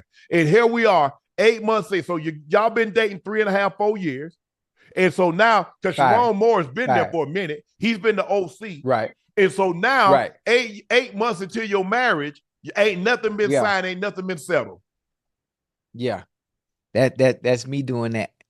Because I'm gonna make sure if she try to leave me, I'm leaving with half. I ain't signing shit. That's between, but I'm saying, like I said, Chad, maybe it's me. Yeah, I get what you're saying. I get what you're saying. It just, listen, this ain't no regular program. This ain't just no regular job. That makes it more egregious. That's the University of Michigan. That's why, you know what I think is gonna happen? I think the fact that we're talking about it, I'm sure other people are talking about it as well. When the numbers do come across, we're gonna be like, oh, now we see why it took so long. Ocho. Now he ain't finna get Dabo money. He not finna get no. Ocho, ain't no first year coach about to get no 12 million. Stop. Let's bet. Oh Lord, have mercy. I bet he hit double digits. I bet he don't. Let's bet. Bet $100. I bet you 100. Bet 100. Okay, bet $100. Okay, bet. And college Michigan played already, right? They played last week. And they play again. I guarantee you have a contract in place. Ocho. And I guarantee it's north of $9 million before week 3. Ocho, first of all, you said it was gonna be double digit. Last I checked, 9 is not double digits, but okay, I get your point. I said north of what is north of 9 million? Said north, you said double digits. Okay, north of 9 million is 10. But the fact of the matter is that this is a blue blood program. Like you said, it's not some small school. Right. This is a preeminent program that probably spend $100 million, $200 million, had a $100+ million athletic budget. And you mean to tell me you've had this man working, recruiting, and he doesn't have a contract? Yeah, you're right. I guess, listen, I mean, I see it from your point of view. I also see it from another point of view with the opportunity that presents itself at hand, working for this historic, prestigious university, knowing they're going to take care of me at some point. How do I know that? Why haven't they taken care of me? Because, what do you mean, how do you know that? Because this ain't 7-Eleven. Yeah. This ain't H&M. Well, you would think they'd have took care of me by now. This is the University of Michigan, and I know they finna cut that check. Ocho. Sir. I understand. I totally understand what you mean, though. I totally do. I promise you I do. I don't know why it's going on. I don't know what they're waiting on. But I'm just saying, if the opportunity presented itself, if I was Mr. Moore, with great understanding that it might not be done now, but I know they're going to make sure I'm good. Shoot. Listen, you think 8 months long? Let me ask you a question. You think 8 months long? How long you think how long, just not to put my personal business out there, you know, I made Rail wait 9 months before she even could get something. That's one thing. And you think that's long? But hold on. There's no difference. But she had to work for that. What if Rail had to pay you for sex and say, well, Ocho, I will pay you in 8 months. Exactly. You see how you looked at me? Yeah, exactly. Right. Exactly. Right. Now when you put it like that from a context, because I don't lay down for free. You right about that. Yeah, that's my only thing to Ocho. I'm like, okay, normally when you you come in for a job interview. Okay. Yeah. Well, how much does the job pay? Okay, what are my expectations on the job? What's the job hours? Yeah. What's the work schedule? Overtime? Is that okay? Do I get health benefits? Okay. Mm-hmm. Do I get PTO? I'll come in with a job. Right. I need CTO. Choice time off. You know what I'm saying? Ain't no pay time off. I choose to take off. I like that. So all those things I'm working out. Okay, Mr. Sharpe, you got the job. Okay, thank you. I got the job. How much did the job pay? I understand sometimes, like medical, it could take 30 to 60 days before you get medical. Mm-hmm. I get that. Right. But I ain't taking no damn 8 months for me to get no paycheck. Yeah, you're right. I'm not familiar with these type of situations, being that I've never been in a position to be a coach or work at a university like Michigan, so I don't know what's going on. I have no idea. Maybe if I was Paul Feinbaum, I'd have a better answer for you, but I don't know. I don't know. But I do think he's gonna get paid, and it's gonna be north of 10 million. They're not gonna play with him, especially waiting this goddamn long. Or north of 9 million, my bad. Yeah, that's what Harbaugh was making. Nah. Yeah. Harbaugh would make about 13, 14. Coach Saban was the highest paid. I think Kirby is the highest paid now at 12. Who's the highest paid in college coach? I think Kirby at 12.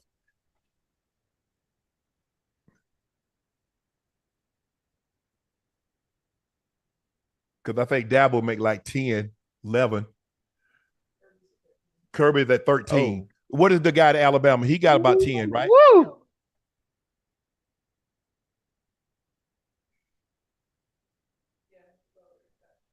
He got 10. Yeah. All right, Ocho. Caleb Williams hasn't made his mark in the NFL just yet, but his college legacy is cemented forever. USC announced he's getting his number 13 retired. In his 2 years in the program, he completed 599 passes, 8,170 yards, 72 touchdowns. It is a tradition for Southern Cal to retire the digits of all Heisman winners. Speaking of Heisman winners, my former colleague at Fox, Reggie Bush, who recently had his Heisman reinstated and returned, is getting his number 5 enshrined as well. Congrats, Reggie. Well deserved. As exciting of a running back as we've ever seen in college football. Oh, yeah. The NCAA did the right thing. They reinstated it, returned his trophy, and USC did the right thing, what they do for all their Heisman winners. Retire their jerseys. Yeah, that's dope. That's really live. But what happens if you continue to have so many Heisman winners, you run out of numbers? Hey, you won't get that number. You ain't getting 5. You ain't getting 13. Yeah, 13. You ain't getting 11. You're not getting 3. Wait a minute. You're not getting 33. You're not getting 32. Yeah, Carson. Did Mike Garrett win the Heisman? 3. Carson wore 3, right? Wore 3, yeah. Carson Charles White, number 12. You ain't getting that. You ain't getting 11. That's Matt Leinart. You ain't getting 32. Well, that's Marcus. 33 is OJ. Well, shit, they ain't gonna have no goddamn numbers left for the damn players to play in. Huh? Shit. Hey, USC had a run. Hey, that was running back you for real. Because they were OJ, they were Mike Garrett, they were Charles White, they were Marcus Allen. I mean, like in a 10-year span, 11-year span, they had 4 Heisman Trophy winning running backs. And then you get Carson, and then you got Matt Leinart, and then you had Reggie. Now you got Caleb. Yeah, that's dope. That's live. That's live. I just know one thing. They are running out of jerseys. I think certain players, certain people will go there and want to continue on the tradition of wearing their number from high school and college. I mean, USC wouldn't be a choice to go, especially with some of those single-digit numbers that players like to wear. And the university will ask the players. Clemson retired. Steve Fuller had the number 4.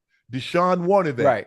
Deshaun asked Steve Fuller. He said, I would be honored for you to wear the jersey. They took it down. Oh, that's dope. That's dope that you can do that. Peyton Manning did the same thing when he got to Denver. I think Frank Chapuka wore number 18. They took it down. So if somebody want to wear that too at Alabama State, the answer is no. Damn, you gonna tell him no? No. No. No. That is a joint between Savannah State and Shannon Sharpe. We both have to be in agreement. Okay. But why would you even want that pressure?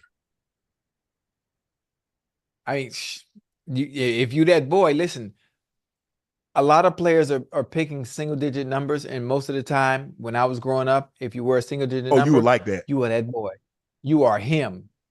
So if anybody's trying to do it now, in today's game, and I see, especially in college, I see players with single-digit numbers, and you not him, and you're not showing up the way you should be with that single-digit on, I'm like, what are we doing? Even before Ocho, that number 2. What are we doing? What are we doing? Even before they officially retired it, Coach Davis wouldn't even give it out. They didn't even order the jersey.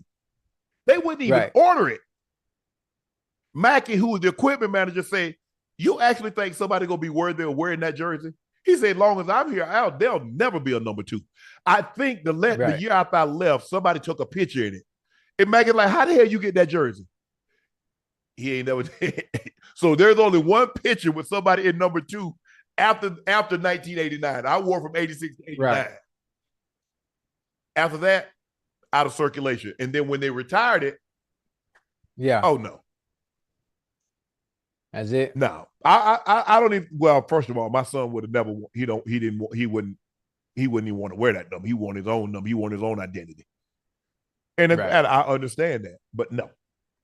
But it's like I said, a lot of teams, like I said, Deshaun, when he went to Clemson, that number was retired. Steve Fuller, that number was retired. He asked him, he said yes. Yeah. Peyton asked the Tripucka family, they said yes. Asked the Sharpe family, you got to be somebody. No. Yeah. You got to be somebody special coming out of high school to want to wear a single digit number, to want to wear Caleb's number, to want to wear Reggie Bush's number as a running back or maybe a receiver of some sort. Right. You got to be really, really good coming out to be able to ask and get that permission from them. Because if you're not, they'll probably say Ocho, no. Take a look at this. Okay. Yeah. A dad threw a fit saying this generation doesn't care about families when a woman refused to switch seats with him on the plane. Ocho, let's watch the video. Uh-oh.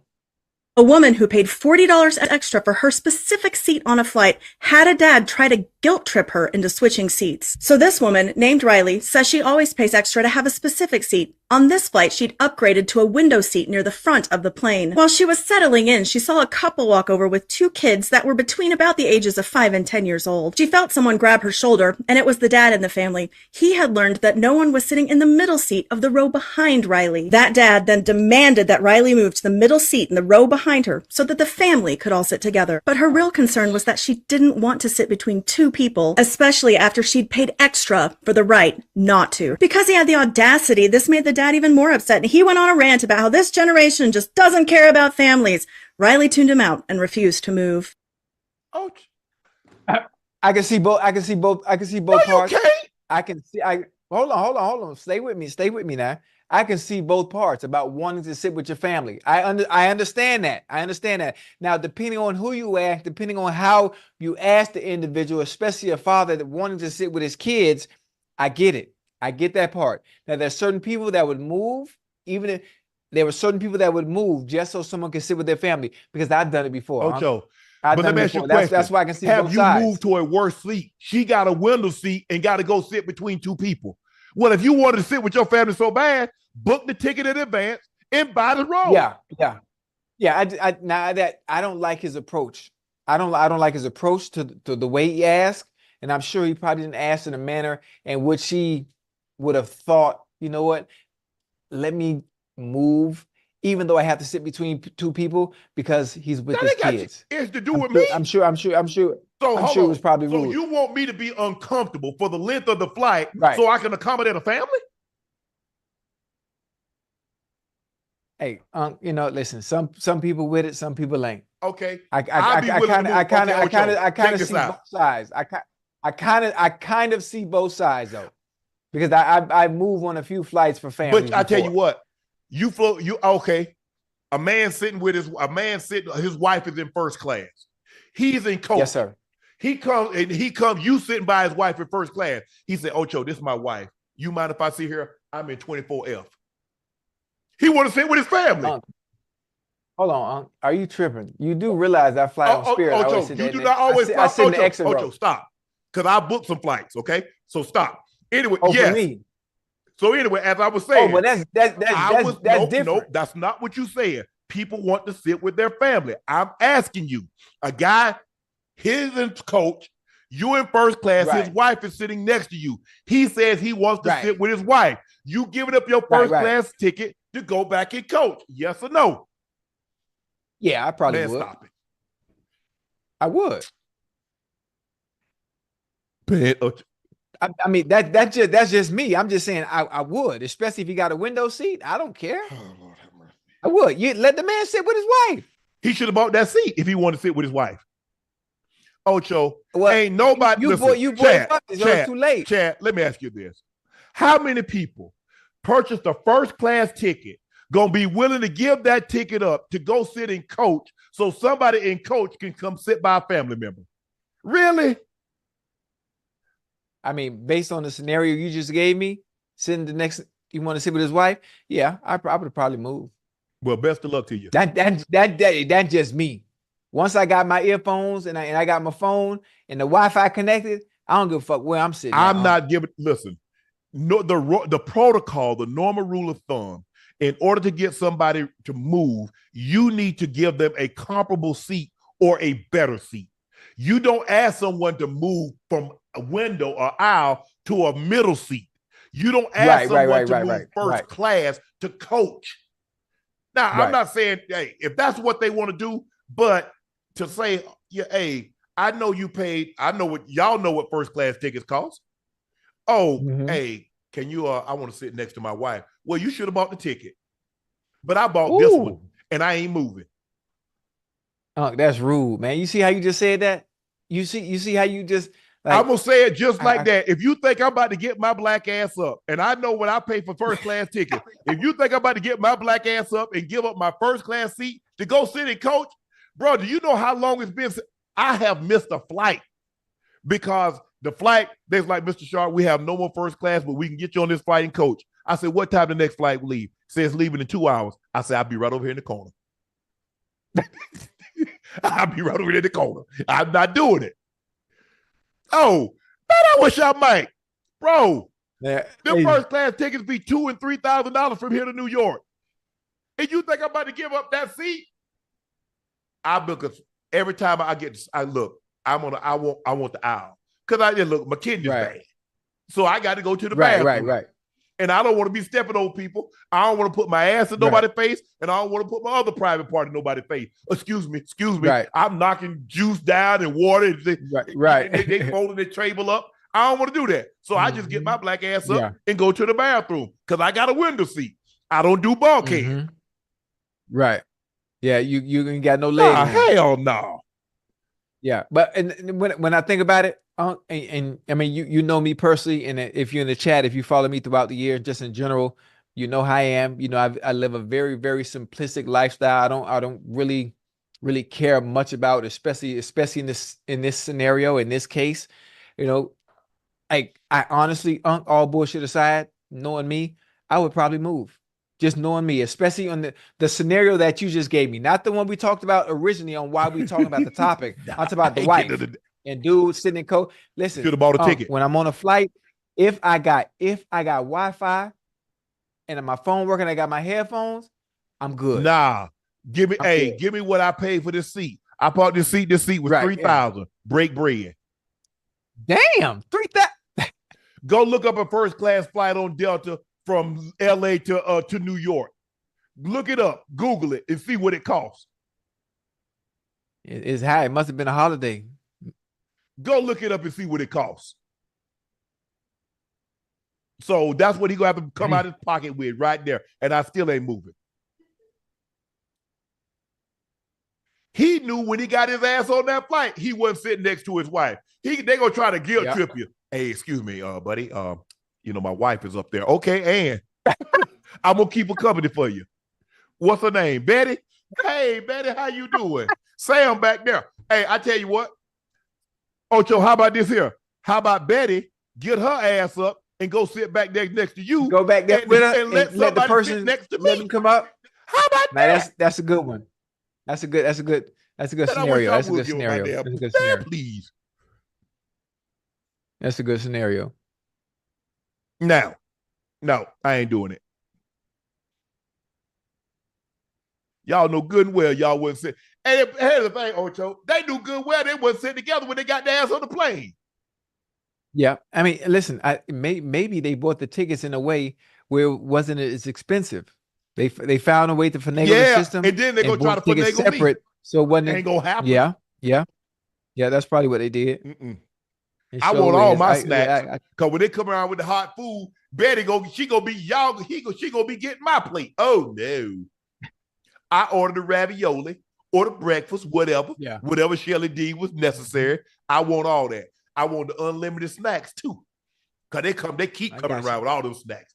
I get chips. Biscoff. Cop, cop, cop. I get gummies. Cop, cop, cop. Yeah. Yeah.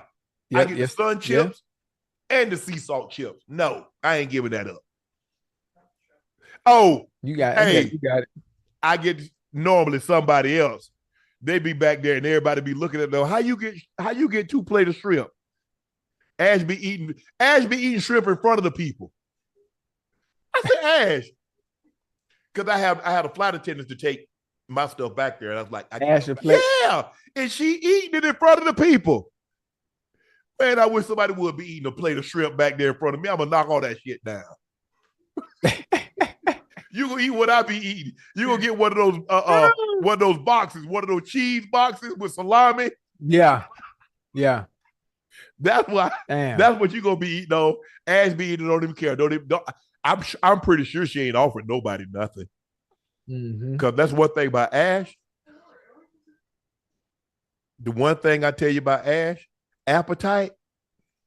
Yeah, she ain't never lost hers. We go anywhere. Ash goes, yeah. Ash, you want some of this? No, I'll try it. You did more than try it, Ash. You ain't damn near the whole thing. Try it like you take a bite or you get one. You eating half of it or eating 4 when there's only 6, that's more than try it. They're right up my alley. Ash is you remember Mikey, the life cereal? Let's get Hey, you remember Mikey? That's Ash. Let's give it to Ash. Hey, from the cereal commercial. She'll eat anything. That's Ash. Yeah. Hey, that was a good commercial, man. Little Mikey. Man. All right, Ocho. Now it's time for Q&A. Already? What time is it over there? Almost 11. Oh shit, it's going on 2:00. Yep. Oh, I like this. Hey, see, I'm good though. See, Unc, I took a nap today. So I'm good too. I'm wide I sent a little video to somebody, so I'm feeling good today. I sent a video to somebody. I was in the other room. He bust out laughing. I said, man, what you laughing at? What's funny? Raekwon Howard said, that was totally worth the wait for the first game of the season. Love y'all, Unc and Ocho. All shout out to all Nightcappers. Yes, that game was unbelievable. Like I said, if the regular season is anything like the first game, it was very suspenseful, came down to the final play of the game. I just read that Lamar said he thinks that was a touchdown. Lamar, that wasn't a touchdown, bro. His foot was out of bounds. It was out of bounds. I get it. You get that close, but no. His foot was out of bounds. Raekwon, man, thank you for the support. Thanks for watching. How many people we had in the chat? I mean, I think we had we almost got 40,000. Thank you guys for coming back. Faith, hey, good people. Y'all. Congratulations on success of Nightcap. You're approaching the 1-year anniversary. Any plans to celebrate? Will there be commemorative 84 merch? I hope Liberation is involved in your celebration. Blessings and more success. What we gonna do? When is our 1-year anniversary? October 8th is when we started the channel. So we might come out with some merch. Yeah, sure. Huh? Yeah, we have some confetti. And it might be some giveaways, some of the old rubies. Anybody want some rubies in the chat? them sparks. Ocho. Hey, I'm gonna try one. Hey, listen, I'm gonna try one for real. I just want to. Thought your boys on the drill team. Drilling deep, man. Ocho, man. Like, you ain't gonna be drilling men like this here. They work hard. Hey, ain't nothing like when you do something and it work like a play. Ocho, you work on this play all week. You call it a game, and that mofo work.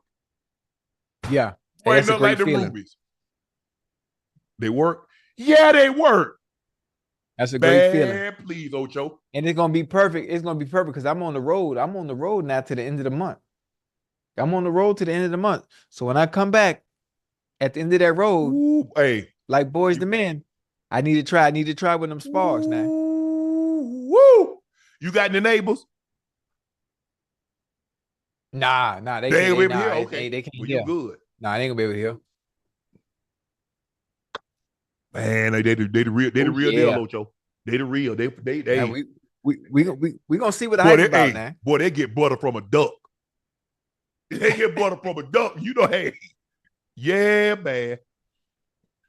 Zach Ian say, Unc Ocho, y'all keep it real. So let's talk about this. Rashee Rice played in the game that called Baltimore non-calls for Kansas City by the refs. The illegal timeout that the Chiefs DC, is it not obvious the fix were in for Kansas City? I didn't. Fix. What fix? Man, God. No goddamn fix, right? I think the thing, right? look, Okay. as a Go ahead. Only thing I ain't like, I mean, just I'm gonna get it off. I understand what he talking about. There was no fix. There is no goddamn fix. What I didn't like at the beginning of the game, the refs making it about them. Now, Unc, you gave me a better explanation on why you felt the tackles being set back a little bit further was an advantage for them. Okay, I understand that now. I thought, being a little closer would be better for them, but with your explanation, it lets me know that it wasn't. Now that irritated me a lot. A lot. It really irritated me because it felt like the refs were making the game about them. Now, outside of that, it was a good game. Just nitpicking at all the other stuff and timeouts and all this other stuff. Yeah, that's. But go ahead and make your point. You know what? We're gonna come out with a nightcap starter pack. 2 sparks, grip socks, chapstick. You know how that, Ocho? I like that. Especially them grip. Boy, listen, if we get some nightcap grip socks, boy, that's gonna be funny. Woo! That's gonna be funny. But them grip socks. Well, you hey, Chad, what y'all thinking? We came out with some nightcap boxers.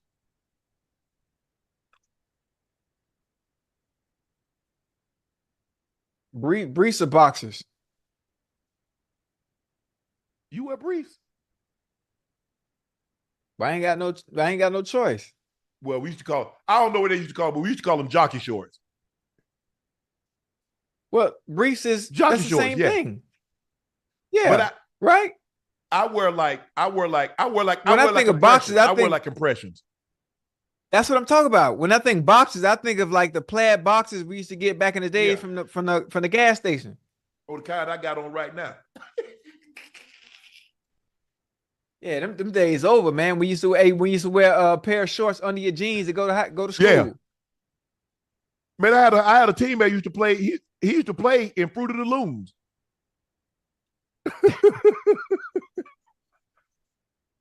Who played the draws?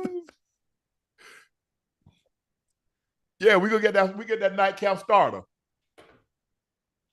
Emmanuel Agunabe wasn't feeling the officiating tonight. I felt there were too many illegal formation calls against the Ravens and too little against the Chiefs. Thank you. Look, I think normally the first game is really penalized because the teams are trying to figure out what they can get away with.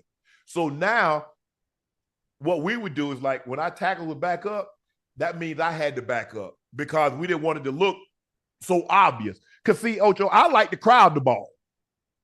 Yeah. I'm trying to crowd it. Tackles are trying to back up. As much as you can. Yes. So I get it. I think you go back to the drawing board, whatever the offense, whatever the case may be, you says, okay, let's back it up a little bit. Hey, wide receivers, tight end, help us out. Maybe y'all don't crowd so much so it doesn't become so obvious that the tackle is so far back. Mm-hmm. So you just play with it because y'all look, I don't want to get penalized, but I want to see how far I can push the envelope. Because I'm trying to gain a competitive advantage. Because as a defensive player, what they try to do, they try to crowd the ball. Yeah. So my job is to I'm going to try to look. It doesn't do me no good to crowd the ball and get a catch when they're going to call it back for illegal formation. Mm-hmm. I would rather be a little step slow off the ball and somebody catch it and we get the play to go as opposed to crowding it and then we get an illegal formation and it's coming back. Illegal shield. Right. Illegal. No. So Emo said, hey, congratulations on everything you and Ocho are doing. My questions on the Ravens-Chiefs game tonight. Should Zay have stopped in the end zone when Lamar threw it? Seems like miscommunication. What do you think? because he doesn't know if the safety is coming. See, the safety was supposed to come. He stopped. Yeah. He got to keep going. Doesn't know that. Zay doesn't know, oh, he stopped, so let me stop. No, he's trying to, I'm running free. I never assumed that the guy stopped. Yeah. So no, he did. Zay did the right thing. Lamar just look. They'll do a better job of communicating. But that's what happens. I mean, it's a game. It's full speed. He doesn't know the guy he can sit down in his zone because Six stopped. Mm-hmm. You see him, he stopped. He just stopped. And I don't know why he stopped, because the guy crossed his face. You got to run through that. Yeah. But no, man, I don't think he should have stopped. The Dre Mack show said, is the Chiefs defense legit? Yes, they're very good. Yeah, they're very good. Still nice. Everybody ain't gonna be able to do like Lamar now. First of all, how many quarterbacks can go run, get 15, 16 carries and run for $122? How many quarterbacks gonna be able to make the throw that he made to Likely, make the throw that he made to Bateman up the sideline? There ain't very many quarterbacks that make that. Hell yeah, they good. Mm-hmm. Very good. To play a guy like Lamar Ocho, because the thing is that your instinct says go get the quarterback, but if you run past him, he's gonna jump out the window on you. Yeah, and you see, even the second time, Chris Jones, he bulled the running back, but he went up the edge. Right, should have bulled straight through him, because the last thing I want to do is give Lamar crease. Me. On that last play, I'm gonna blitz him, because the last thing I want him to do is to buy time. I'm gonna make him make a decision instantaneous. I got to. Yeah, make him uncomfortable. Yeah, because you see what happens when you let him buy time. He gonna buy time. Somebody gonna run around. Them guy gonna keep running around, and boom, almost had a chance to score a touchdown and get a 2-point conversion. But no, the Chiefs defense are legit. Matthew Coughlin says Chiefsaholic was using money he robbed to bet on games. I'm a KC fan and live in KC. Follow the news quite a bit. He was betting on the game. I guess he was probably traveling to the games also, Ocho. See, I told you he wasn't spending no money on nothing crazy. It was going to be something simple. Betting ain't simple, Ocho. I mean, you know what I mean? When most people steal money from banks, they go do wild, luxurious stuff. Like, you know what I'm trying to say. You wouldn't what would you have done with the money? If I was a bank robber? Yeah. Shoot, I could keep living the same life I'm living right now. But there will be signs. Yeah. But what the hell you robbing the banks for if you gonna keep living the same lifestyle? I mean, well, I was making millions and millions of dollars and still living the same lifestyle. I never changed still to this point. Nah. You ain't living in Liberty City. There's still small sign. Miami ain't Liberty City. Huh? You don't live in Liberty City. No, I don't. I ain't too far. Yeah, you far. You far. That's a whole side of town. Yeah. Hey, you know what's funny when you think about it though? When you think about the word Liberty City, I think it's a whole different side of town. Everything is gentrified now, man. Oh yeah, for sure. Everything is gentrified. Yeah. And they charge you an arm and a leg to get that property. They probably bought them old houses over there for like they probably gave them people like $300,000-$400,000, and now them houses they're gonna charge people $2-3 million for those same houses. Yeah, it's different, man. It's like that everywhere too. Kimber Norwood Jr. asked, who will lead the league in rushing in 2024-2025 season? Ocho, who you got? C-Mac. You think so? Yeah, most definitely. I think because Derrick Henry and Lamar are gonna be splitting. I hate using this word, saying splitting the carries, but I'm just saying this is just the build of the offense. I think C-Mac will have more opportunities and have C-Mac. I mean, I would say Saquon would be a good choice as well. Take some of that pressure off Jalen Hurts. Saquon would be, and Saquon is special, man. I still don't understand how the damn Giants let him go. That was weird. What about what's the guy in Indy? Oh, Jonathan Taylor. That's a good choice. Well, hell, if that's the case, then Breece Hall is a good choice Yeah. too. Mm-hmm. Because Jonathan Taylor and Breece Hall can hit their head off the goalpost from anywhere on the field. But see, I think the thing is that you still have a young quarterback, so he's gonna probably get a little more carries than Breece Hall. But I do understand, and I like the direction that you were heading in. Tevin Roberts. Yeah, to get the ball out of his ahead. hands. That's a good one. No, I was just saying to get the ball out of Anthony Richards' hands.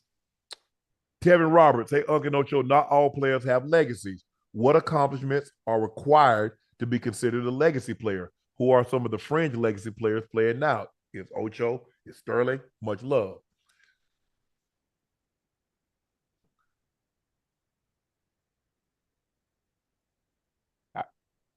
That's a you question. I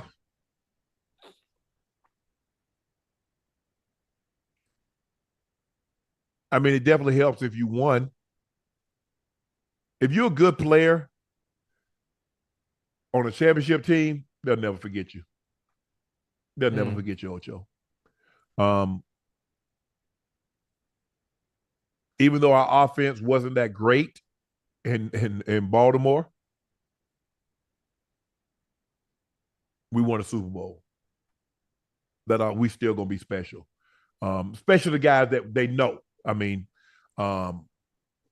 obviously they're gonna name J.O. because J.O.'s in the Hall of Fame. He's one of the greatest left tackles and one of the greatest offensive linemen to ever play. But guys like myself and Jamal and Trent, Kadri, Jermaine, guys that they like recognize. But then you go to that defense, and everybody on the defense is legacy. It's over there. They know everybody. They know everybody. Goose and Sam and Rob and McQuarrie and Pete and Shug and Jamie, Sugar. I mean, Woody, McAllister. I mean, when you deal with, it's kind of like the Steel Curtain. You know everybody on the Steel Curtain. You know everybody on Legion of Boom. Yeah. You know it, Ocho. The greatest show on turf. You know Warner. You know Oz and Torrey Holt and Reverend Isaac Bruce, Marshall. Yeah. Yeah, I think it varies for team to team, player to player, but when you play well in a city that breathe, live, sleep football like I did in Denver. Avalanche have won Stanley Cups. The Nuggets have now won. It's a Bronco country. For a reason. Now, it'd be tough in Boston because you got the Red Sox, you got the Bruins, you got the Celtics. And the Patriots. And all those won a lot before the Patriots started winning. Now, the Patriots won the most recent, well, obviously the Celtics just won the championship. But, so it's hard. You got to win. Hey, you ain't going to just be no joke. No, you got to win. In Boston, you got to win. And a lot. That's why they love Big Papi. Bird, Brady, Bobby Orr. You got to win in Boston. You play. Just like New York, Yankees, Giants. They had the Islanders, the Rangers. You got to win. You win, you win. Willie E said, I need a Nightcap live in Tampa so I can beat Ocho and Spello like I did in Houston. I love you guys. Thanks for inspiring me, my generation. Dinner on me and my wife next time y'all in town. Appreciate it, Willie. Willie got lucky, boy. easy questions. No, don't do that, Ocho. Nah, they were too easy, man. Guys. You told me go to ahead. Go ahead, Ocho. What you going to say? Hey, you tried it. I think you tried. I forgot the word you had me trying to spell, man, against Willie, man. Dang. Man, Ocho, the man won. Man, beat you fair and square, Ocho.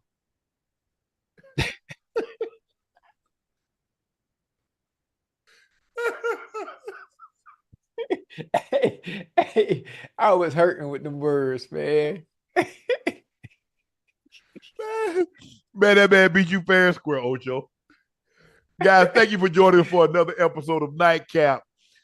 Please make sure you hit that subscribe button. Please make sure you hit that like button. Welcome to our debut of our members-only chat. Go ahead and click the join button from a browser and not the app to join and become a member. I'm your favorite Unc, Shannon Sharpe. He's your favorite number 85, a route runner extraordinaire. He's the Bengal Ring of Fame honoree, the legendary Pro Bowler, All-Pro from Liberty City. That's Chad Ochocinco Johnson. Guys, please make sure you subscribe to the Nightcap podcast feed wherever you get your podcast from. And remember, every subscriber counts, and we thank you so much for being a part of Nightcap. Please make sure you check out Shea by Le Portier. If we don't have it in a state or a city near you, you can order it, and we'll ship it right to your door. We have it in stock, so thank you very much. Please go follow my media company page on all platforms. That's Shay Media, and my clothing company, 84. That's 84 spelled out. The link is pinned at the top of the chat. Tour shirts and hats drop today. Use code VIP for an additional 10% off. Thank you for joining us at Nightcap. We'll see you Saturday for College Football Edition. I'm Unc. He's Ocho.